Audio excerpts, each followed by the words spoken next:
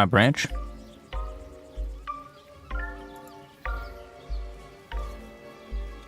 I'm trying to give the new channel reward a unique icon, and I don't even know how. Oh well, it stays anonymous, I guess.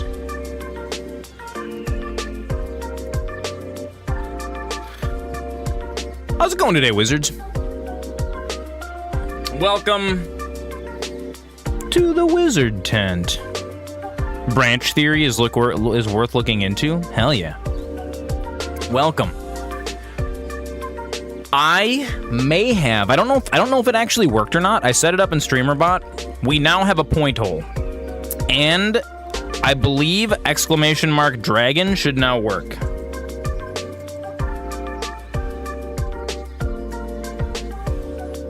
Does it? Hang on. Nope, it's not doing it. I must not have it enabled. Hang on. Okay, so that's our number. Oh, wait. Yeah, I know, right? New Zoran beard. We're working on it. Dragon doesn't work. Why doesn't it work? I did it. What is the trigger for that? Did it actually say? Oh, it didn't do it. It didn't do it. Hang on.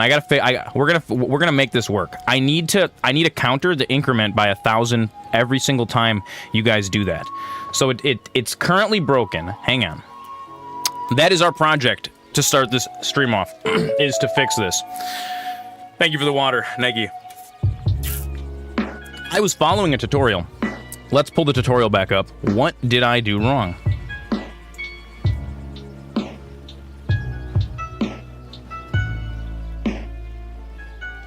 Counter commands for StreamerBot. Value of this variable if it already exists. Right click, choose add sub action, logic. Am I not supposed to put the variables in quotations? StreamerBot. Hasn't been run. Add whoever you want. Oh, StreamerBot. StreamerBot. Zero this time. Don't get too excited. The point hole's not actually going to do it. Oh, it's percent. It's percent. It's percent. Did I actually free the clone? No way. Should you go to sleep now and get 6 hours of sleep, or watch the stream and only get 5 hours of sleep? I don't know. That's a good question. I didn't sleep for like 48 hours in the last 2 days because I had too much anxiety because my ADHD went too wacky.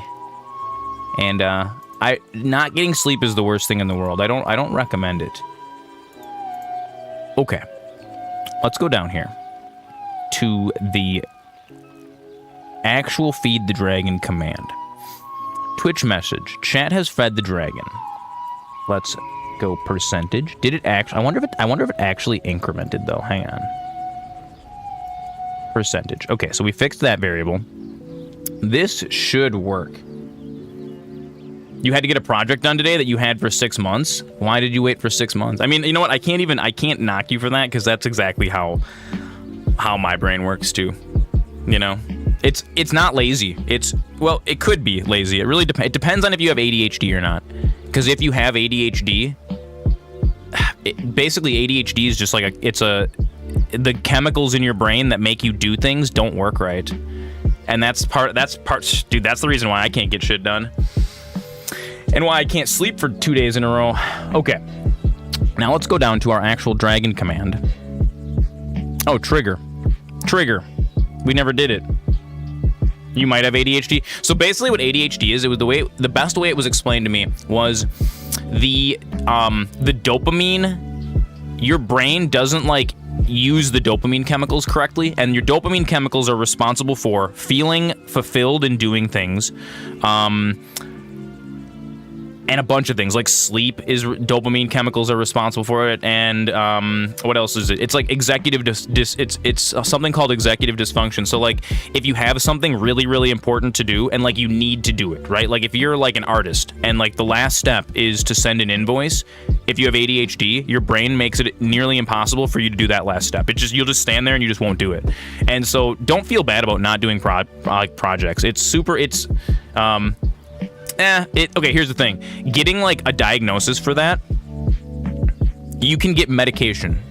If you're not interested in going on medication, it's worthless. It's like going and getting an autism diagnosis as an adult. It doesn't actually do anything for you except for certain... It'll limit, like, dude, there's some countries that if you have an autism diagnosis, they won't let you into the country. Like, you can't travel internationally if you're autistic to everywhere. There's certain places you can't go.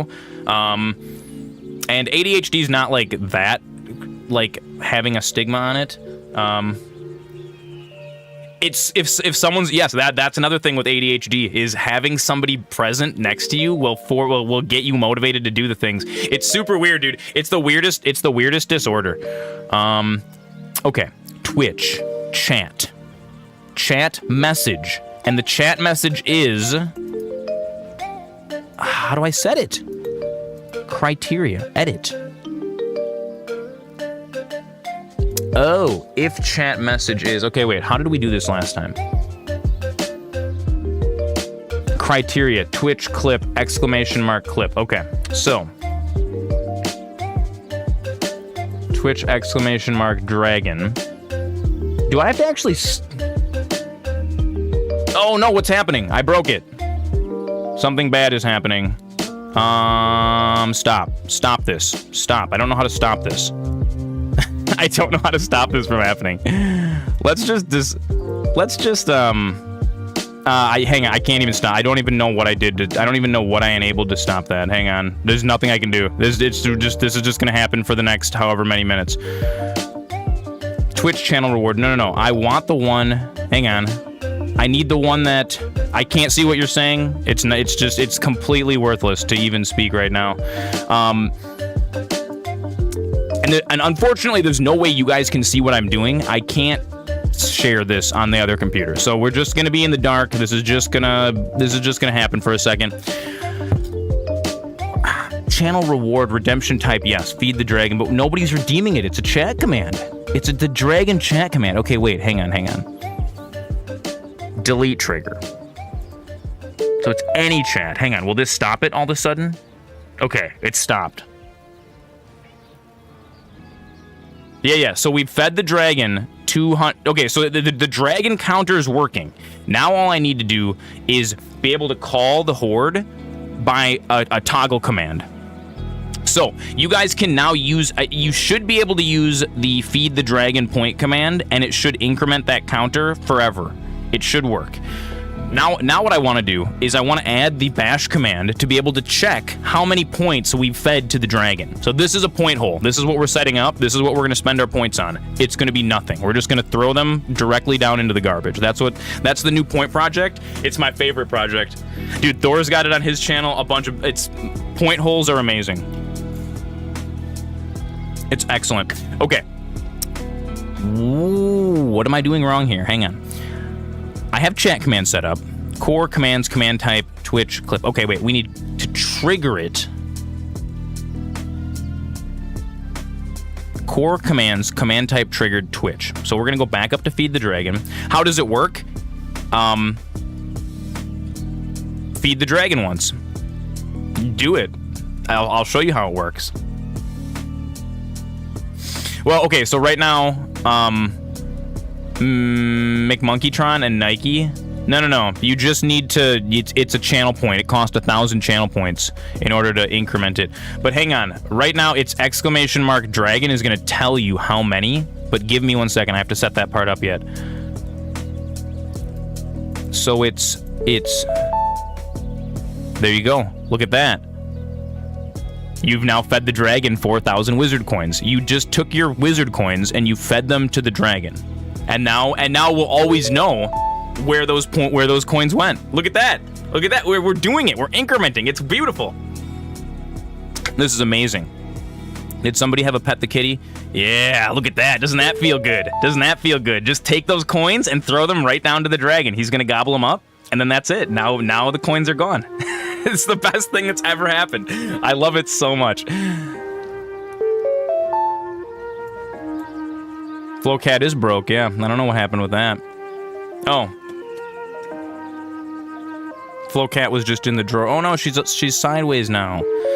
Oh, Flo. Can I fix this? Hang on, we can maybe rotate the camera. Oh, we can't rotate the camera. Why can't we rotate the camera? No, you know what it is? Okay, it's so dumb. The camera has like an auto rotate function. Okay, the camera has an auto-rotate function. Get this. If you start up OBS and it's rotated, it counts that as its default position. Logitech. It was like a $200 Logitech camera. There's nothing, I can't fix this now without actually closing OBS and opening it back up. That's okay. Flow's just gonna be rotated for the stream. There's nothing we can do about it.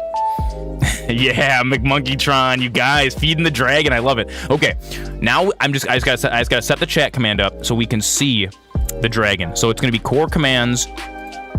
It's gonna be core commands, command triggered, and it's gonna be !dragon. Okay, now try typing bash dragon in the chat. Chat has fed the dragon 10,000 wizard coins, you guys. We're on a roll. The dragon's gonna be so full. It's amazing. 11,000. This is crazy. Okay. Oh wait, hang on. I still have to fix the bash. Hang on. 1 second. Twitch message. I have to replace those parentheses with percentages. It doesn't like the parentheses. It's just, you know, getting my programming languages confused. Oh my god, this is amazing. This is everything I've ever wanted.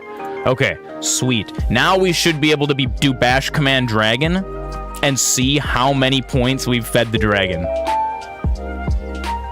Let's try it. You're poor now? That's okay. That's okay. There's nothing else to spend the points on, so like this is what this that's it. Yes, it works. We did it. Look at that. And now you can just type !dragon. Ooh, words of positivity. McMonkeytron. No matter what, you can overcome all of the difficulties that life has thrown at you. We've all got our own difficulties. You know, some of us have brain chemicals that don't properly carry signals. And we need a leaderboard. That would be super cool. I have no idea how to set that up. I wonder if I could, like, get whoever spends the points. We do need a leaderboard. That's actually a really, really good idea. I would need to, like... I don't even know. Let flow count every single point spent. Yeah. I actually don't even know how I would set that up. Okay, McMonkeytron. Words of positivity. You can achieve your dreams even if it feels like you can't. It's going to be hard. It's going to be difficult. You were spawned on this earth with your own set of struggles that nobody else understands but you, and nobody else will understand but you. And that's okay. And that's totally okay. And even though no one else will understand your struggles exactly, you are in there understanding them. And so, you know, you got to tell your story. You got to keep going to tell your story. Who knows where our collective stories are going to lead us? You know, who knows what we're going to be doing 5 years from now? Nobody knows. No, as society, we don't know. But the only way to find out is to just trudge forward into the darkness and continue feeding the dragon all of our coins and points. It's amazing. Oh my god, we're finally caught up to words of positivity. It's amazing. I love that. I love it so much. Let's move. We're gonna move. Is it? Which one is it? It's audio, is it? Wait, not audio. Where is my pop-up coming from? What? It's not the flow camusine. It's not the Goblin Man lair. It is the audio. It is the audio. There we go. We're gonna scoot that over to the side. Zoran secretly trying to get rid of channel point inflation? I am. 100%. Dude, honestly, I've been meaning to set up a point hole for a while. Comrade Punky was the one that kind of pushed me to do it. She's like, we need a point hole because I want to spend my points on something. And I needed to think of something that you guys can just throw your points at that doesn't require me to, like, get up and do a thing. Because I hate that so much. So I'm overdoing things for points. So now you all can just throw your points right down to the dragon. Into the dragon horde. It's beautiful. It's the most beautiful thing that's ever happened. I would like to set up a leaderboard. That's actually... Ooh, I wonder how... Someone who's a better programmer than I am has to look at StreamerBot and figure out how that could be done. Because right now, the way that this is running is I have a feed the dragon channel point reward that gets the global variable dragon horde and applies it to the dragon persistent counter, it then increments dragon horde by 1,000, and then it reapplies dragon horde to the dragon persistent counter, and then it displays that. Yeah, see if there's a way that I can get what user redeemed. If I can figure out what user specifically redeemed it, and then it like write that to a table along with a variable that is like that person's name underscore total, and then we'd have to rank them. I mean, like, honestly, I feel like it can be done in StreamerBot. It's like 15 steps long, and I can't imagine all of them because I haven't ever programmed something that complicated before. I bet you it's something I could work out, though. It's not, though. You can just use global. You can in StreamerBot you can use global variables. No, there's no milestones. It's a point hole in Boost Shack. A point hole is you just throw your points in the hole and the counter increments. There is no milestones. There's no reward, and that's the beauty of it. Is that it's just making number go up for number go up's sake. Yeah, I don't know. Maybe. How about this? I don't know. If we get to 1 million, we'll do something super cool. I haven't thought of what it is yet. If you guys get it to 1 million, 1 million, something crazy like that, dude. Yeah, we'll do something real fun. I haven't decided what it is yet, but I'll think about it. So Neelanth, you can assign global, so that the global variable that I assigned. God, is there a way that I can share this? Add. Hang on. Can I add game capture, window capture? Let's add window capture. Oh, sweet, I can. Look at this. Okay. Dude, check, release the clone at 1 million. All right, check this out.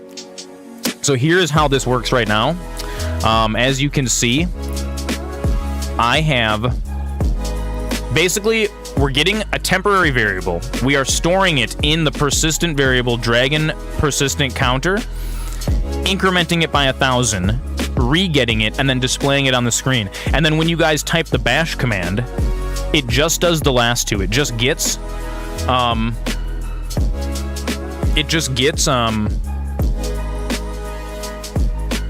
the hell is my music? There it is.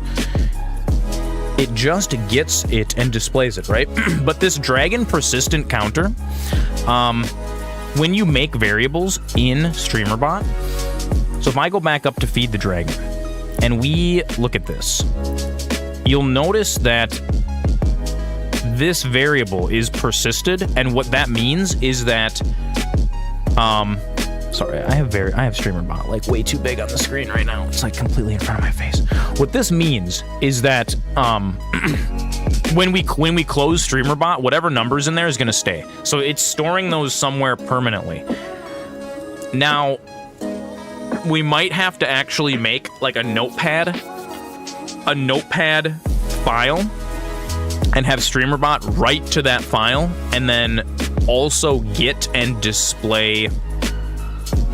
It's the same way that like my recent follower and recent subscriber and recent donation works on the top of the screen up here, except for I'm doing that with a completely different program. Okay, opinion on bread. Let's chew back through these. I love bread. Bread is amazing. Here, let's hide this window capture. We're done with window capture. Remove window capture. What is this window capture? Whoa, wait a second. Close window capture. Yeah, discard. We don't want that. Get out of here. Get out of here. What is this? Why are there so many? What's happening? Oh shit. Am I breaking this? Oh, there we go. We're back. We're back.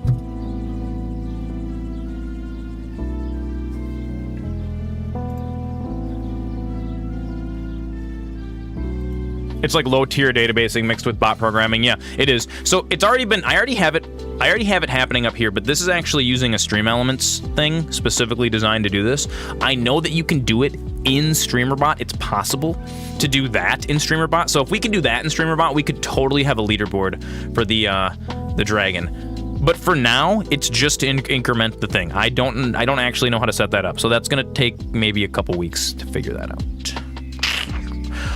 Bread. Bread is one of the greatest foods of all time. I used to, a persistent user. You know what? So that would be really easy to do. And what you could do is you could then bash command.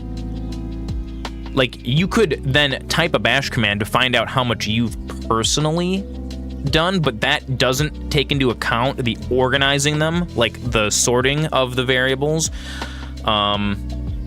Dude, so no, bread is the greatest. When I was in high school, we used to do like LAN parties, right? And so to the younger folk, what a LAN party is, I know you guys know what it is, but like we used to do this. The internet didn't work very good when we were kids. The internet sucked real bad. Bezos hungers. And because the internet sucked so bad, when you wanted to play games with your friends, you had to just bring your computer over to your friend's house. And then, you'd get like 6 or 8 people to all drag their computers and their big 50-pound CRT monitors and a bunch of other stuff all over to your buddy's house. And their mom would let you set up all your computers in the basement, and then we'd go to like Walmart or something to get snacks. Yeah, the kitty's sideways today. Sorry, guys. Normally I reset the camera before I start up the, It's okay, she's just a sideways. If it's already storing the whole horde under one variable, and you just have to have it at another variable using %user or something like that, so that it's a more dynamic variable. Yeah, but I want to have like text like displayed on screen that has a running count of like, maybe it'll display like the top 10 contributors to the Dragon Horde, and then it'll have like your name along with how many points you displayed. So we'd have to format that some way. I don't know how to do that. I don't know. We might need another program to do that.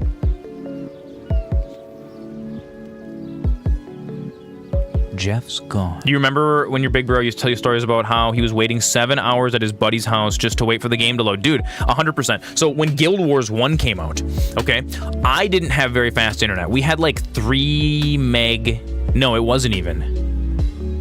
Yeah, it was like 3 megabytes. No, it wasn't even. It was like maybe 1 meg down. Yeah. Honestly, Neelanth, I'm sure it's been done.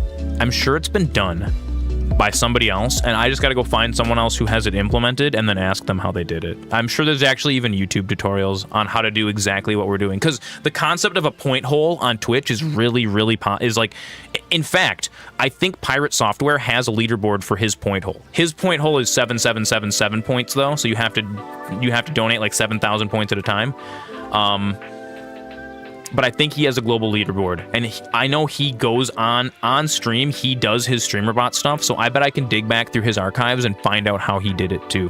So like, we'll figure it out. But anyways, so back to the LAN party stories. So yeah, when I was a kid, my internet, I think our internet was like, it might have been like 500 kilobytes a second. Like it was so miserably slow, and that was in. No, it wasn't. I don't even think it was that fast, honestly. Our dial-up was like really greasy slow. And so when Guild Wars came out, Guild Wars was like a 40 gig download or whatever, and it was going to take me like actually weeks to download it. So I remember the first night, I dragged my computer over to Hugh Jazz's house, Hugh Jazz D&B, who you guys might see in here every once in a while, and we sat, because he had like, it wasn't fiber, but it was, I think he actually had cable internet that was like a couple meg down. And so we both hung out in his room listening to really loud techno music for like, it was like 6 or 7 hours for us to both download and install Guild Wars. And then we played it for like, 10 minutes because the servers were way too laggy for anyone to play. And then like a week later, because I downloaded it at his house, I was able to play it at my house. It was so fun. But anyways, so back to how this relates to bread is when we used to LAN party, and actually Ilyich will back this up. We used to go to Walmart and we would each buy loaves of like French bread. And actually what's doubly funny is one of our buddies who used to, one of my buddies who used to do these LAN parties with us we would buy like the cartoonishly large loaves of French bread and then we would sit and eat them like barbarians while playing like games. One of our buddies actually moved to Germany and he lives in Germany now, which is really funny. I haven't thought about that for a long time. But yeah, the homies we used to all play games with. But dude, yeah, a giant loaf of bread was game snack for the whole night. You'd have like, you get a couple cases of soda, everyone's got their loaf of bread, you got some chips, and you just, dude, carbs for days. And then we'd drink like 30 balls energy drink and stay up till 6 in the morning and then go get breakfast without having slept and then like sleep until like 2 the next day. And then our moms would be like, "Yeah, you guys are sleeping the whole day away." And we're like, mom, but we played video games until 6 a.m. So you were sleeping then, so we were getting our entertainment then. So like, how is it, you know, modern electricity, the sun isn't our only light anymore. And the same argument that everyone's had with their parents 10,000 million times since the beginning of time. All right, wizards. Welcome back to Albion. We're going to play just a little bit of Albion today until I run out of gear is what we're going to do. We're going to go do Black Zone fame farming. Risk to living till 70 to live at 7. Yeah, exactly, dude. That's what I'm talking about. First thing I want to do is I want to go into the game settings and I want to turn on safe streamer mode. There we go. Look at that. Now, y'all can't see exactly what zone I'm in. Although, you know what's really funny? I say that, but then here I am, very clearly standing in Limhurst Portal. So here's what we're gonna do. I mean, honestly, dude, if some of y'all wanted to start playing Albion just to come gank me in the Black Zone, I would be so happy. Actually, one of my buddies was talking about his interest in perhaps playing this game with me, and I got to get him set up with a You've already pitched that to the group because coming to gank me, that's amazing. I love that. One of my buddies I have to get set up with a graphics card. I have a really, really old one that he can totally use for this. Oh, was there any homies on? Oh god, dude, we totally broke that. It's amazing. Okay, let's check ones real quick. Dude, Comrade Punky's gonna be so happy. Look at that, you guys have fed 23,000 wizard coins to the dragon already, day 1. It's beautiful. This is beautiful. This is it. That's what we're gonna... Okay, now I feel the stress of the wizard coin economy inflating too high. I feel that stress lessening, and now I feel a little more motivated to make more cool channel point stuff for you guys. So look at that. Look at that. Look at how that works. Look at how that works. We're overcoming our own ADHD with life hacks. It's beautiful. It's amazing. Okay. Welcome to Albion, friends. What do we have going on in here? Let's turn the music down and the ambience down. We just want sound effects because that is going to be... Sound effects are actually super duper duper important when you are in the wilds because you can often hear enemies before you see them. Let's go take a look at Relics of the past. the Limhurst Marketplace. I want to see. Before I logged out last time, I bought a bunch of sets specifically to do this. So I was gonna do this. We were gonna do some Black Zone stuff yesterday, and then the reason that I didn't stream yesterday is because I was gonna get up and stream early, and then I had to work, and then I was working a shift at one of the bars that I used to work at, just to help them out and to make to fund the wizard stream a little bit, you know, externally. because Master Zoran's willing to put in that work. Dude, I got 885K, look at that, to fund the wizard stream. And so I go to bed early, and then I laid in bed, and all that my brain could think about because of ADHD and, you know, executive dysfunction and all that was like, man, I've got X amount of hours to sleep, and then I got to get up at 11 to stream, and then I got to go to my second job.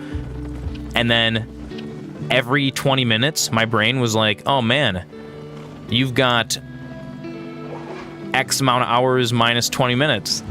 And then I laid in bed, I'm not even kidding you, I laid in bed and did that for 8.5 hours, and I didn't sleep. And then it was like noon, and I felt really sick, and I had a headache because I had too much anxiety. And then I still couldn't sleep.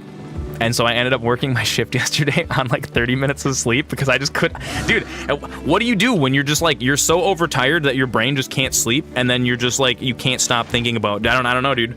I have not found a solution to that. Every once in a while, I get like stuck in a, I've done it for like 3 days before, where I was so overtired that all I wanted to do was sleep, but when I would go lay in bed, like my brain just wouldn't shut up, and I just didn't sleep for like 3 days. I don't know why it happens to me. Sometimes that happens, so every once in a while, when the MasterZoran stream gets canceled, you take melatonin. Dude, I have melatonin supplements. They don't work for me. There's nothing that works for me. You want to know what I used to do? Do you want to know what I used to do? I used to drink like an entire liter of Jameson to sleep. That's what I used to do when I was in my 20s. I would just get violently drunk every single night and then lose consciousness. And then that is how I would get to sleep. Taking a cold shower helps you sleep. Interesting. That's an interesting one.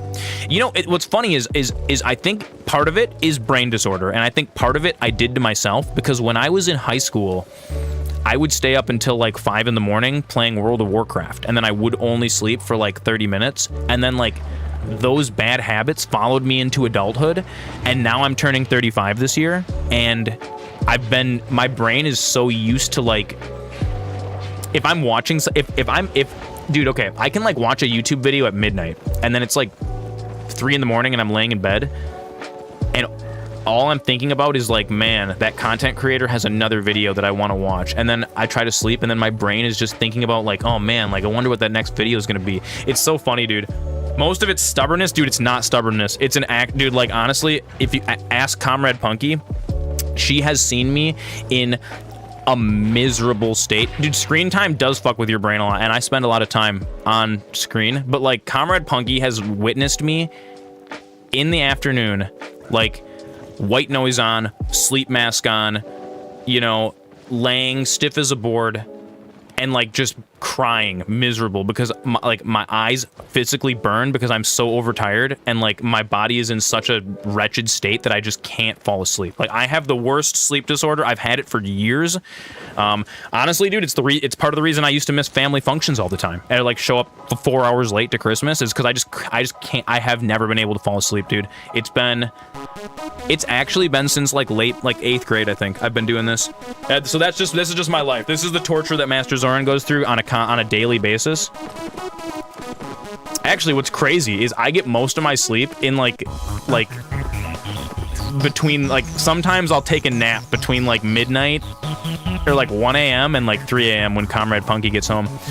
I think another part of it that was really bad comes from being a bartender for so many years and getting out of work at like 4 in the morning and then not going to bed until like 6 in the morning. And also because half of my household still is on that schedule. Like, dude, dinner in my house is at 4 a.m. and sometimes it just pushes you too far. I don't know, man. I've given up on it. I've given up on trying to fix it. When I was like 27, 28, 29, I was like really focused on like, okay, I'm going to figure out I'm going to, you know, try to do all these healthy sleep things. Dude, I played World of Warcraft for probably 5,000 to 7,000 hours of my life, at least. Oh yeah, dude, rough life sometimes. So here, what we're doing is we're dumping all of my tier 4.1 items that I have purchased here. We're trying to dump them into as few stacks as possible, but they're all different item qualities, so we're not going to be able to actually do that. Yeah, dude, when I was in my mid-20s, I tried real hard to, like, fix my sleep disorder, and I just was never successful about it, and as an adult, I've just given up. I've just accepted the fact that I'm going to live my life very tired for all times. It is what it is. If you're the kind of person who, like, goes to a doctor, this is the kind of thing that you could ask a doctor about and be like, hey, doc, I'm having trouble sleeping and melatonin's not working. I need, like, you know, do some scans, figure out if I have a disorder. You know, they give you some more gnarlier sleep aids or whatever. 1,000,001 things. But, Zoran is also not really a doctor's kind of a guy. I'm like my healthcare strategy is bring me to the emergency room when I'm going to be dying in the next, like, couple hours. And then, other than that, suicide is not, no, absolutely not. We gotta live as long as possible. But also, dude, the American medical system sucks real bad. It puts you into, like, endless poverty. And, on top of that, a lot of times, doctors in this country do not listen to any of your concerns at all. And so it's almost like you go to the doctor and then you feel like you're just, like, wasting money. Because oftentimes, to actually have anyone take any of your concerns seriously, you have to go back, like, 6 or 7 times before they'll actually, like, listen to anything that you're saying. And that becomes disheartening, especially when you're paying $200 to $300 per visit, and you're like, wow, okay, it just cost me like $1,500 to actually have the doctor, like, believe me. Have I tried getting a bedtime story read by your mom? Oh my god, dude, I would love that so much. Honestly, when my mom retires, I should just hire her. Oh wait, I'm still invisible. I should just hire her to come read me a bedtime story every night. Yeah, dude. I'm sure that, honestly, I'm sure that would help me. I used to, there was a short amount of time where I was able to get some pretty decent sleep by listening to YouTube videos. It was maybe in, like, 2000, like, I didn't do YouTube before, I didn't even watch YouTube before, like, 2012, 2013, 2014, maybe. And then I got into YouTube and I was like, man, this is great. It's like having another person just, like, talking to you in the background. And I would put on, like, Ashens, I would put on these really boring, like, European YouTubers that, like, just, like, reviewed mindless little products and stuff, and I would use that to go to sleep. Is it worth playing Albion online on mobile?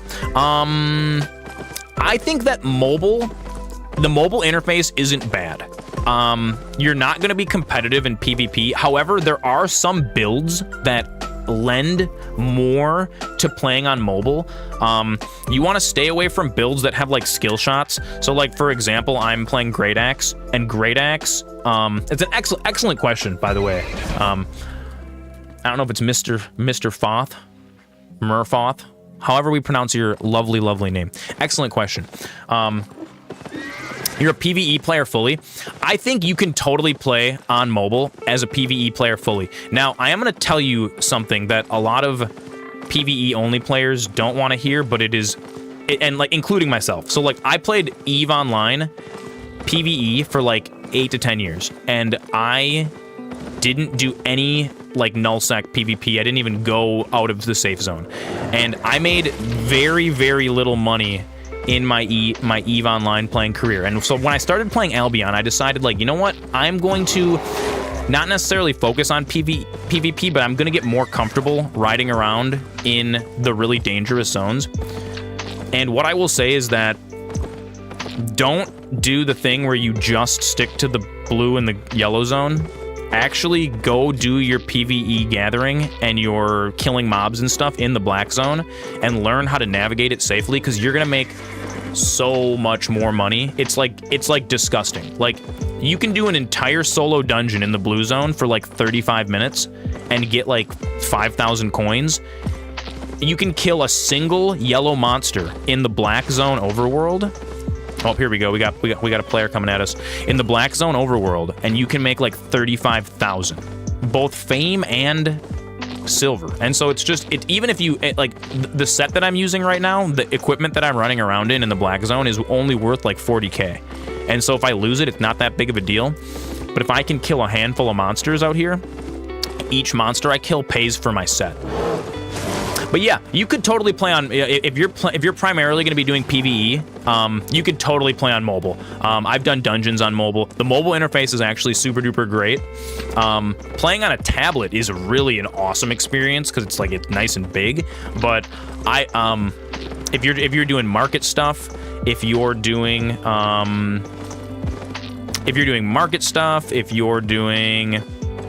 just like killing stuff, which class should you pick for PvE? That's a really good question.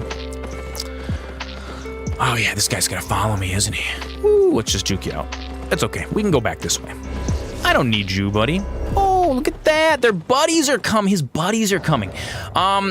So you're basically gonna pick your weapon tree is what you want to do. Now, I personally picked the axes tree, and the reason I picked the axes tree is because it's really, really good for both PvE and PvP, and that was something that I was kind of interested in. Oh, can I get in here really quick before they come back? Now, if you're just doing PvE and you want to be able to solo group content, the Druid Staff, I believe, is like one of the best PvE weapons because it has so much like sustain healing. Like you just live indefinitely. And actually there's some builds that, especially if you're trying to escape people like ganking in the overworld, but like almost anything is viable. That's one thing that I learned at the beginning of this game when I started playing. Like, I did the same thing. I started playing and I was paralyzed for like 3 days. I wasted my entire 3 days of premium, like not sure what weapon tree I wanted to go down. And really, like almost anything can be viable. You just have to build like smart according to what weapon you pick. So like you pick your weapon first and then go find like the default build. So like what I'm rocking Hunter Hood, Mercenary Jacket, Soldier Boots, Battle Axe, Torch. And that is like the standard starter 4.1 Battle Axe build. So whatever weapon you pick, let's see, for PvE specifically, so the druid, the healings, where is it? Is it up in, I don't even know where half of these weapons, these things are. This skill grid is the most like ridiculous thing in the entire world. It's not that. It is, let's go find it. It's not Frost Staff. It's not Astral Staff. Not the Infernal Staff. And I don't actually have... it's somewhere in here. There it is. You probably want Druid Staff. Druid Staff is like a PvE item, and it's really, really good for like not necessarily escaping ganks, but surviving ganks, because you can just heal. A lot of times, if you are a Druid Staff, take it easy, Branch. If you're a Druid Staff user, you'll run into people in the overworld, and they won't even try to kill you, because for somebody to chase you down and gank you, if you have a correctly built Druidic Staff, can take 7 or 8 minutes, and that's just like a waste of time for people, especially if you are... How are we on loudness there? Let's turn that down just a little bit, especially if you're like a new player and it's not going to be like a lucrative kill for them.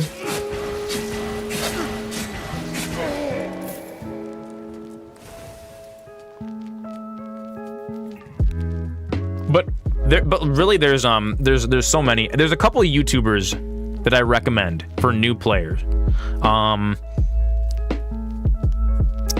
Professor Scythe on YouTube has a bunch of really, really great, like, best weapons for this, best weapons for this, best weapons for this.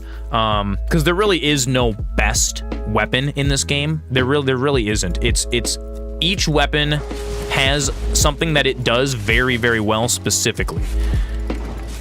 And you have to kind of decide exactly what it is that you want to do, what kind of content you want to do, and then you pick your weapon from there. But don't feel limited, because like you can always switch up. I'm using Great Axe right now. I might actually pick up the Druid Staff just to like play with it for like a couple weeks and rank up. Like you're never gonna like screw yourself by learning a weapon. In fact, I think it's a good goal to get every weapon and piece of gear in 4.1 and learn how to use all of them. Not even necessarily to PvP, but so that you're aware of what your enemies have available to them, especially if you're trying to, like, escape. Because, like, you can look at somebody and immediately tell, okay, so here we go. We're getting invaded. Let's go find this guy and let's see what he's using. Now, I'm probably going to die because we're out in the black zone. And most players out here are rocking at least tier 6. I'm in tier 5, which is, like, really terribly underpowered. But at this point, I'm still just learning, like, the mechanics of the game. And, like, you can do that for months, you know, learn the mechanics. But yeah, I've found a ton of money, very lucrative. Oh, there he is. Okay, we're gonna stay south. Very lucrative doing PvE content in the black zone. It's great. Okay, where are you, buddy? I just got to get your name tag up here real quick. I see him. Come on. Come on. He's gonna be coming right from here, or he might loop around and come this way. I just gotta, so we're gonna click him, and we're gonna click Y. And that's gonna let us I just wanna see what weapon he's using so I can get an idea of how to fight him, is what we're gonna be doing. Right now I'm in a corrupted dungeon. If you're interested in doing, like, corrupted dungeon content, he is using the curse staff. Okay, this is a terrible matchup for us, but that's okay. We're gonna try to do it anyways. He's taking some damage from the monsters trying to get to me. And he's actually, ooh, I could probably chase him down right now and kill him. Ooh. Yeah, he's scared of me. He's running away. He doesn't want that. He doesn't want that sin in his life.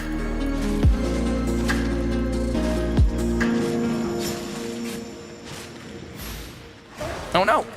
Come on. Oh yeah, he's gonna do the little curse on me.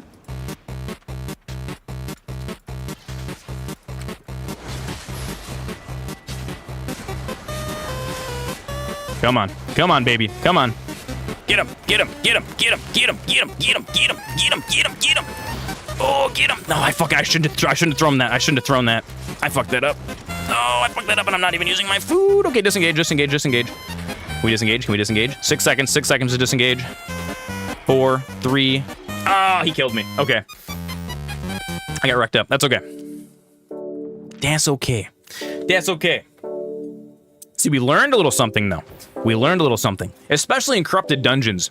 A great place if you ever want to dip your toes into PvP, but you don't want to have to, like, end up naked at the Limhurst portal every single time you died. Just go do corrupted dungeons in the yellow, honestly. And that's actually how I got into doing PvP in the first place, was on mobile, because I was playing on mobile on my couch, and the interface for mobile is actually super cool. Like, it takes all of your skills that are along the bottom of the screen, and it puts them in a little circle around your right-hand thumb. You can also play with a controller on mobile, if you are so inclined. Hell yeah. Losing just a little bit of money, baby. Oh yeah, feels so good. Okay, let's just go ahead and let's just re-equip our gear. Boom. I still want to try to make an auto attack build. When are we playing Tetris? Like, wasn't there... Didn't they make, like, for Nintendo Switch, like, a 100-person Battle Royale Tetris game? And then they, like, canceled it after, like, a year? I remember that. That was sweet. Because you could see everybody else playing. It's still up? Oh, that's cool. Maybe we'll play that. You know what's funny? I think Tetris, when talking about, like, the games that I played when I was super duper young, I think Tetris might have been one of the first. I'm not 100%. That would get all the boomers in chat excited. Plot twist, there are none. I think the only boomers that are ever in chat or on the channel are perhaps my parents sometimes. That's it. That's it. They're safe. They're safe boomers. They're good ones.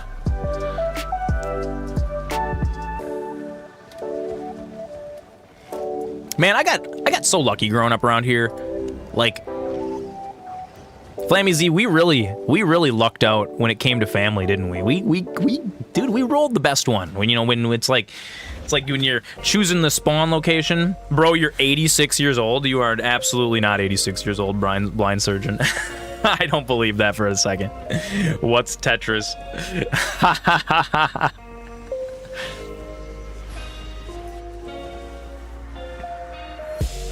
Us Zorans are just all slightly crazy. I think we all just have a little bit of like, I think we all just have a little ADHD. I think that's what it is, because it's the hyper focus. It's like I was looking at ADHD symptoms yesterday, and I'm just like, bro, dude, we all have this. Dad has this, especially, dude. You know, ADHD people jump from project to project. I'm like, oh, it's me. Look at me. It's exactly me. That's so funny. Okay, let's put on our cowl. This right here, this retaliate, is great. It's a fantastic skill. It's a reflect, basically, but you have to time it right. It only activates for 3 seconds, and so it can be kind of, it can be a little touchy to get that right. And I really should be using, you have 5 ongoing house projects. Yeah, that's the Zoran way. You start a bunch of them, and then you wait until you get really overwhelmed. Hungers. You wait until you get really overwhelmed with having all 5 of those projects, and then one day you wake up and you're like, oh, you're all angry about it, and then you just like, in an act of desperation, you like just do like all the projects at once and you exhaust yourself. That's what I do. I'll let them just build up until I'm just like, one day I wake up like, and I just, something flips in my brain and I'm like, I am going to complete all of my tasks today. And then I just go boom, boom, boom, boom, boom. And I spend like 24 hours just chunking everything out. And then I feel great for like 6 months. And then I have another 12 tasks slowly build up over, over months. It's just like, oh man, you should really, like, dude, okay. Like a year and a half ago, oh, your wall is done mudding? Yo, that's awesome. That's awesome. That makes me super happy. So Dirk Gromrel's parents, like, God, I swear it was like over a year ago.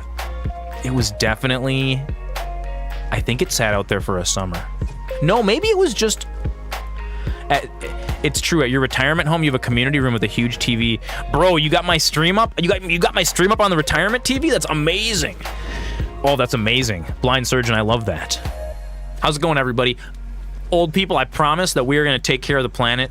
We got this. We got this. This is my generation. The young, it's not even my generation. The 30-somethings, we ain't doing shit. The 19-year-olds today are going to fix the planet. I promise you.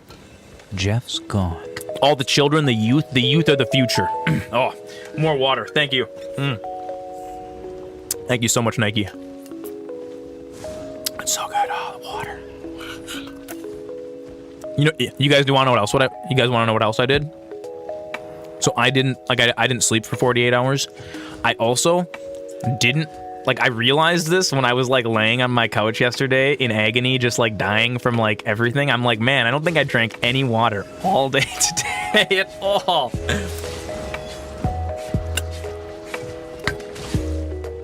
You know, taking care of yourself is so hard. For me, anyways. I don't know. Maybe everyone else doesn't have that problem, but I do. How's it going, Snake Up? How's it going? Good to see you.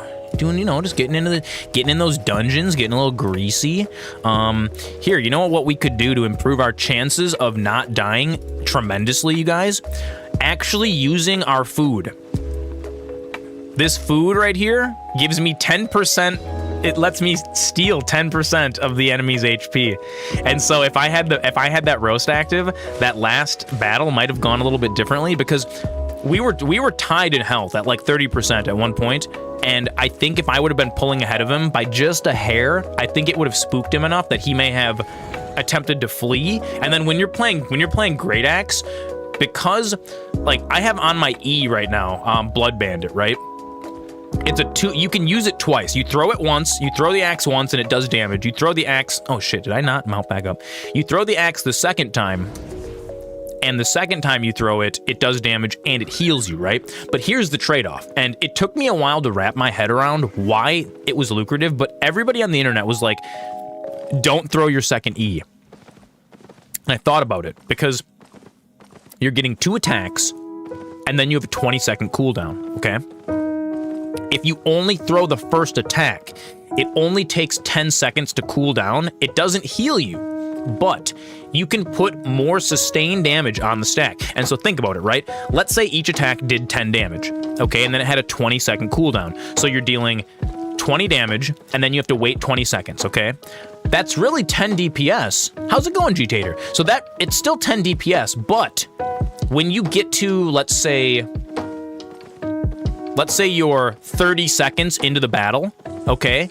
You only have 20 damage applied to your opponent. Now, if you're throwing the battle axe, if you're throwing your E individually, and you're actually not double spamming it, when you're at 30, since you can now throw an axe every 10 seconds, when you're at 30 seconds, you're at 30 damage. And instead of having to wait and do burst damage, you're doing more sustained damage, which can actually win you the battle, because especially a lot of these battles come down to like the final little sliver of health. And if that was the difference between you being in the middle of a 20-second cooldown and you getting to throw that last axe as they're running, that's the entire game. So really, truly, this entire game of Albion is played in the margins, and it's what makes it amazing. There is not really any like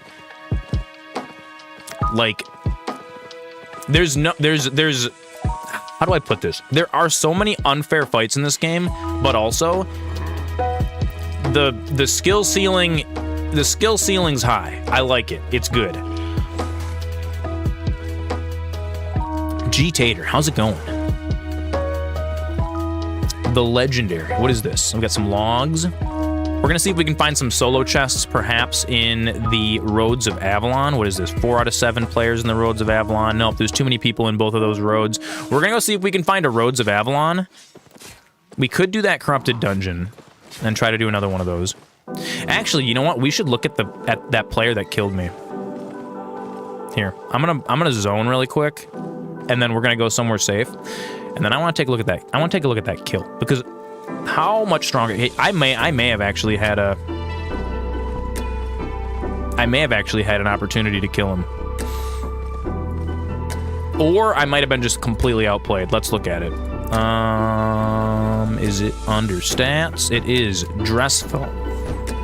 Oh yeah, he was just in tier 5. Oh, he was in flat tier 5. I totally could have taken him. I could have taken this guy. He was only 20 IP higher than me. I just didn't play very well. You're making a map for your story? Ooh, that's exciting. And you're a good map maker too, so that's gonna be cool. That's gonna be super cool. Hell yeah. I'm excited to see that. What do we have over here? God, there's so many people in all these roads. What are those roads today? Roads piano day.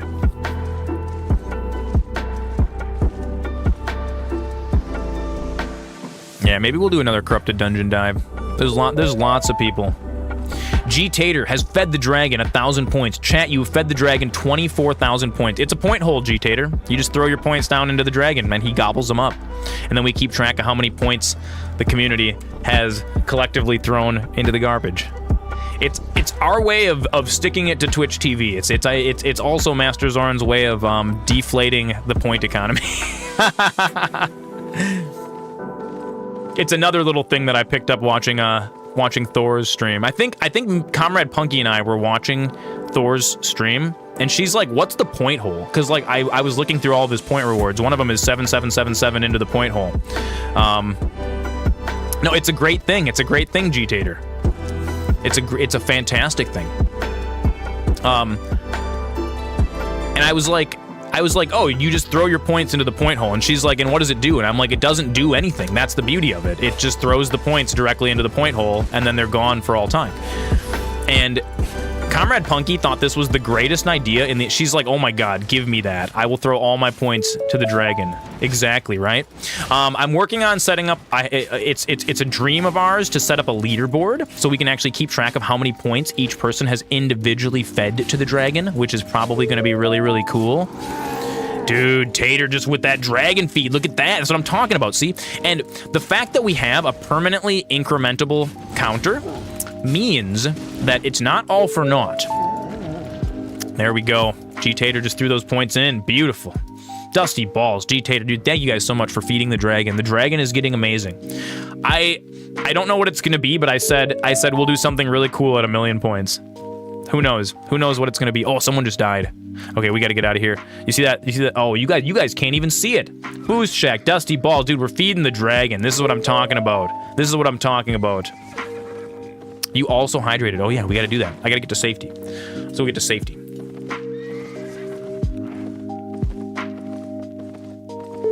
Do some hydration. Beautiful. Beautiful. And you know, now that you guys have fed the dragon all these points, I have a funny story to tell you guys. And actually, we're gonna have a lot more funny stories to tell in the future because I picked up a shift. I picked up 1 shift a week working at one of the bars that I used to work at, just to make a little bit of extra money. Thank you so much, you guys, for all the feed. Look at those wizard coins, you guys. We're gonna get to 50K. It's beautiful. It's beautiful. This will be a fun thing to do until we put up another point reward. I will put up another community goal that you guys can throw all your points towards as well at one point. But we're gonna wait till the Roblox stream. After the Roblox stream, we'll come up with the next community goal tomorrow during the Roblox stream. Okay. What's this? Roads of Avalon, bro. Do they all have? There's only one guy in this road. There's only one guy in this road of Avalon. Let's go in there. Let's go in there.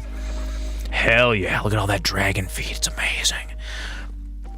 So, I worked a shift yesterday, and it was great. It was awesome. It felt really great to be back in the bartending life. But I realized that this is also a boon to the stream. Now I know that sounds confusing. You're like, wait, MasterZoran, but now you have to spend Saturday night working at this bar.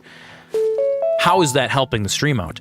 And I'll tell you, young wizards, how it's helping the stream out. Because now, rather than MasterZoran wasting away in his house all the time as a sad boy with nothing new and fun to bring you, MasterZoran can bring you funny stories about silly drunk people and the things that they do.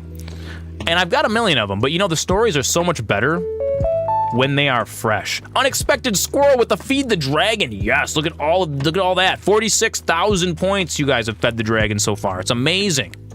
It's amazing. The dragon's coin hoard grows so amazingly. This is wonderful. This is fantastic. And don't feel bad about spending your points. I may actually end up occasionally refunding some of those. What do these have? Oh, this one's got no people in it. Closes in 9 minutes. Let's get in there. Oh my god, we got to get over there. There is a road that has no people in it. Oh god, we got a big group here. Are they gonna ignore me? They are.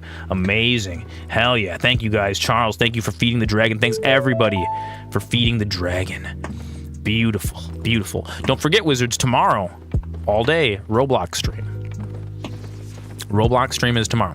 So, you guys want to hear a funny story about the things that drunk people do in bars? So, yesterday it was awesome. It was a fantastic, it was a fun experience. There was one really annoying guy though. And the funniest part about it, the guy that was really annoying yesterday at the bar that I work at, he owns another bar in this area. So like this is a bar owner. Let's first start out. Let's start out with that, okay? He owns a bar.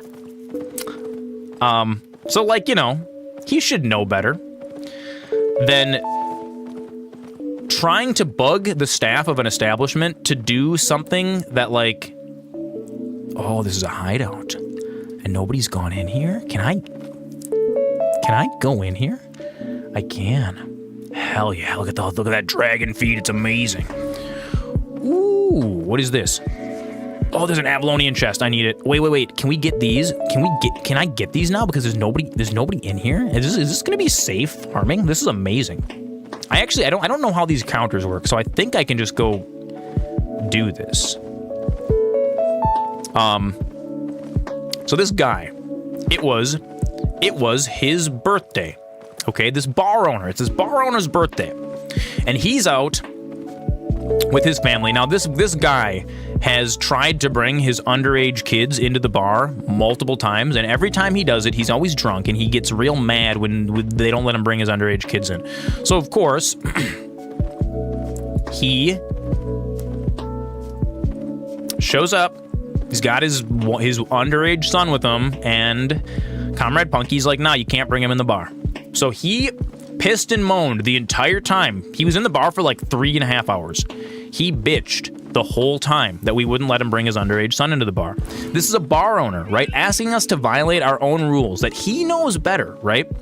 So then he goes like, okay, there's like a kayak hanging up that like is like a raffle. If you drink enough, whatever, you can get entries to the kayak. And he's like, can we take the kayak down so I can take a picture for my birthday and put it on the bar and then I'll sit in it? And we're like, no, you can't do that. And so then he like bitched about it for like, he like just kept asking. And I was like, and I finally got like really mad at him. We all got really mad at him. What a silly man. Oh yeah, dude, this Avalonian chest. Wait, can I even kill these guys though? Ooh, I might not be able to kill these guys. These guys might be too strong for me. Maybe I can. We'll see once. Let's go over here and reset it.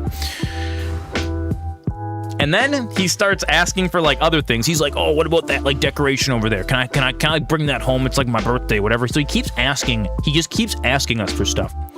And so finally, and dude, Comrade Punky is amazing. She's like, you know what? She's like, I can't give you the authorization to do that, but why don't you call the owner of this bar at it was like 11 p.m. She's like, why don't you call him and ask him, right? So she gives the guy the owner's phone number.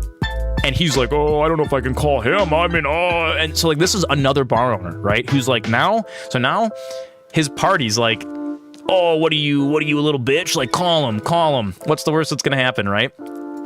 So he sat and hemmed and hawed for like half an hour over whether or not he was gonna call the owner to ask if he could like take this thing down off the wall to take a picture with it or whatever, because we wouldn't let him, and he was like insulting us. So get this, he finally, after half an hour, builds up the nerve to call the owner, right? He picks up his phone, he dials it, and the bar phone rings, and Comrade Punky answers it, and she's like, hello. And it was so funny because, like, dude, we trolled him so hard, and she looks right at him, and she's like, do you really think I'm gonna give you the owner's phone number? She's like, fuck no. She's like, you're an idiot, get out of here. Oh, it was so funny, dude. It made me so happy.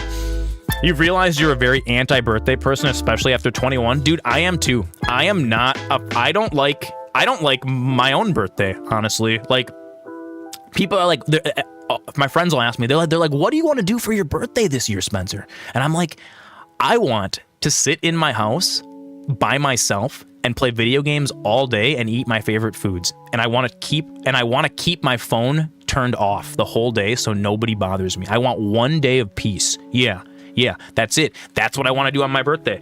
I want it to be me and my girlfriend, and I want to sit in my house, and I want to keep my phone off so that nobody bothers me. That's like it's like a one-day escape from reality is what I want for my birthday.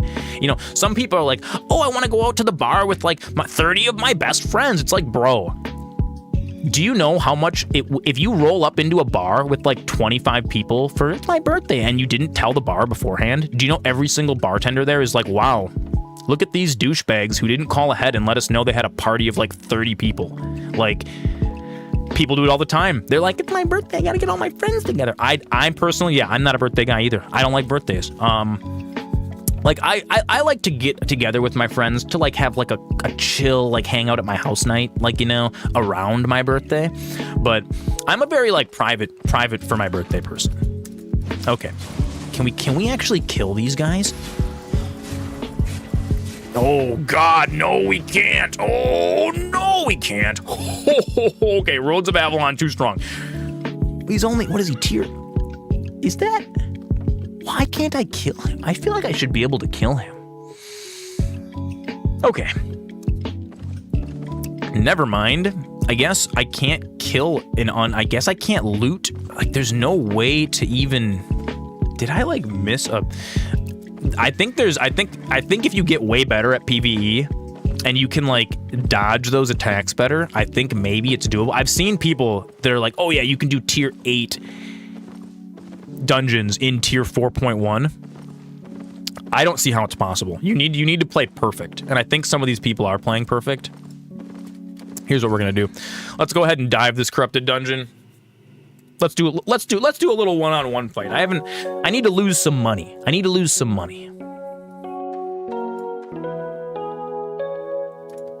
Yes, sign away to the demon. Oh wait, did I do it? Yes. Using the shrine will make you more eligible for PvP. Player versus player. Okay, let's see if we can't do a better job of analyzing our opponent. Because I think, and also let's not forget to eat our roast that gives us healing. I always forget. I bring the roast with, and I'm like, having the roast in your pocket doesn't do anything. You gotta eat it. You gotta eat it. You must eat it. Now, I only have half an hour, and I really should be bringing 2 roasts with me, because sometimes it is possible for this to... People can draw out these fights, especially if it takes you like 10 minutes to actually get into the fight for them to do matchmaking. They can draw the fights out to be like 25 minutes long, and then that last 5 minutes of the fight, you don't have your stew. It's totally a strategy that like some like bow players will do. They'll kite you around the dungeon for days if you're playing Great Axe, and then you kind of have to like combo your rejuvenating sprint into your adrenaline boost to actually be able to catch up to them. But Great Axe, I don't have any root abilities.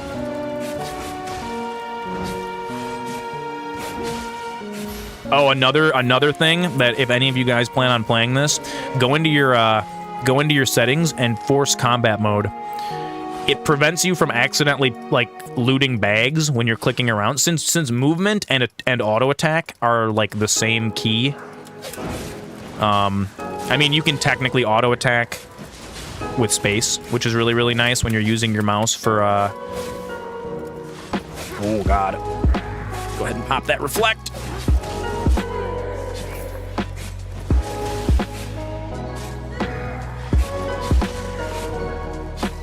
But yeah, when it popped up on the screen that you can't do that, that's basically it saying you can't loot or you can't interact with world things while PvP is going on, which is really nice. Another thing too, in corrupt dungeons, and it's not great for me because I'm a melee player, but you can force these fights to happen like right here, and then additionally, some of these things, like I think the imps, I think these guys right here. Oh no, this is a magma method. So these guys can be used like offensively. Like when you kill these guys, they put a little chunk of lava on the ground. See, boom. And now when you're standing in that, you're taking damage. There's other guys in these dungeons that when you attack them, they make a little purple cloud, and the purple cloud silences anyone standing inside of it. So setting up your own dungeon for being invaded is like, because it's going to happen like half the time when you sign the contract.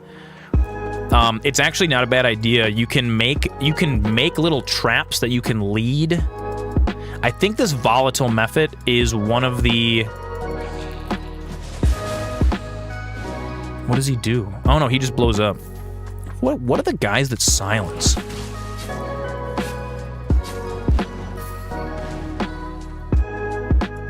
There's also there's another strategy that I'm considering. I'm considering switching my mercenary jacket out for an assassin's jacket. What the assassin's jacket lets you do is drop aggro by going invisible for like 6 seconds. And in these dungeons, you can kind of kite a guy into a boss room. If they're too focused on killing you and not paying attention to what's going on with the monsters around them, you kite them into a dangerous room, and then assassin's jacket to drop aggro, and then if you can get them to pick up boss aggro for a second, then you can pop back out of it, and now it's you and like the boss both fighting your enemy. And so then it's like you can totally cheese these, which is why I love diving in the lowest viable gear. You'll notice that my item power is 929. 900 is the minimum in order to do the full loot corrupted dungeons, and I'm saying, dude, hit that 900 item power and just go do it, because, yeah, you're gonna die 4/5 of the time, but that 1/5 of the time, when you get to kill someone whose, like, item power is way higher than yours, it's like, ooh, it feels so good. It's so fun. Ooh, I just got a little tome. Oh, I unlocked it. Daily bonus complete. Gotta do your dailies. Actually, speaking of dailies, I have to go harvest the carrots. I forgot to do it for 12 hours, and now we can actually reset the harvest time, which is nice.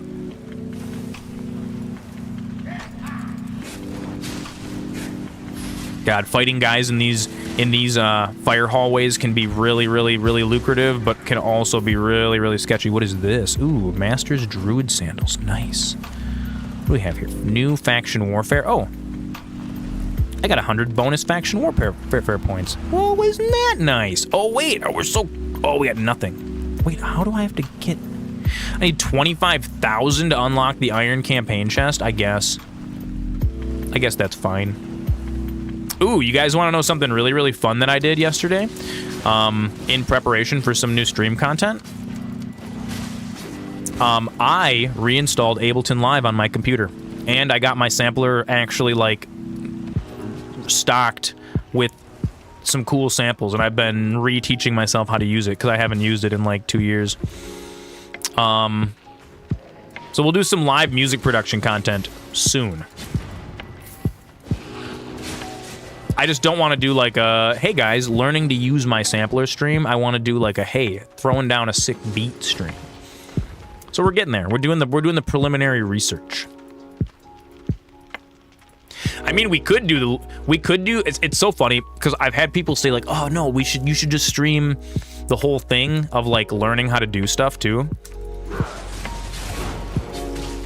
Specifically with music, people don't realize performance fun, studio not fun. The studio is not fun. It's very, very, it's straight up work. It's super repetitive.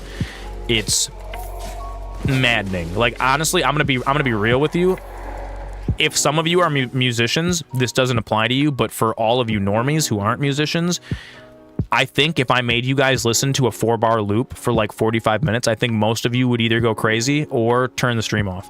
And so we're gonna avoid that part of the music production process, which is ask any musician when you're working on a project, listening to, dude, I've had Comrade Punky, like, I've been working on a music project, and she's like, you have been listening to that same 3-second loop for like 6 hours. And I'm like, I have been. Yep. And she's like, I can't. Like, this is too much.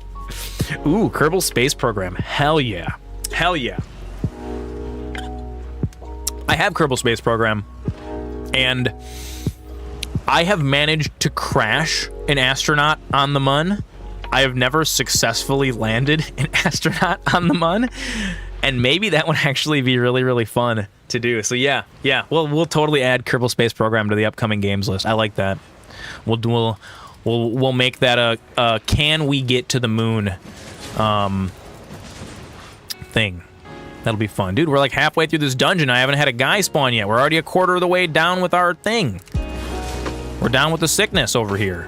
Ooh, gotta dodge that. Okay, we shouldn't be fighting this guy right here. Let's kind of. Ooh, he missed. Beautiful. You have 350. Oh, okay. We're being moved to someone else's dungeon. You have 350 hours in it. Nice. I don't think I have that many. I think I probably have maybe like 15, 20, maybe 25, 30 hours. Maybe. Probably not even that many. Okay.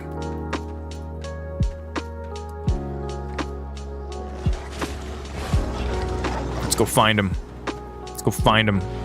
There he is. I see him. He's right down there. Oh, yep. Okay, we got a chance.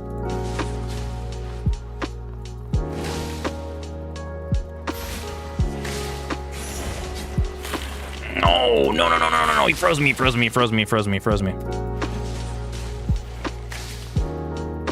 So you'll notice I'm able to punish him. Oh fuck! Okay, I'm chasing. I shouldn't be chasing the lava. Okay. Okay, 12 seconds, 12 seconds, 12 seconds, 12 seconds. Come on.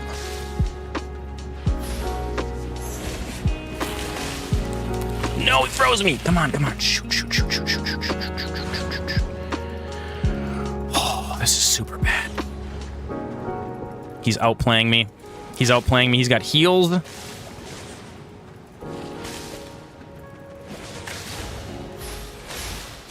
Oh, God, he's got the teleport, dude. No, no, no. Come on. Oh, yep. I went super hard chasing him. I just, when I get down that low, if I'm like, I mean, I could have just reset the fight. Too aggro. Too aggro. You gotta be patient in this game. I'm not. I have no patience. Death now.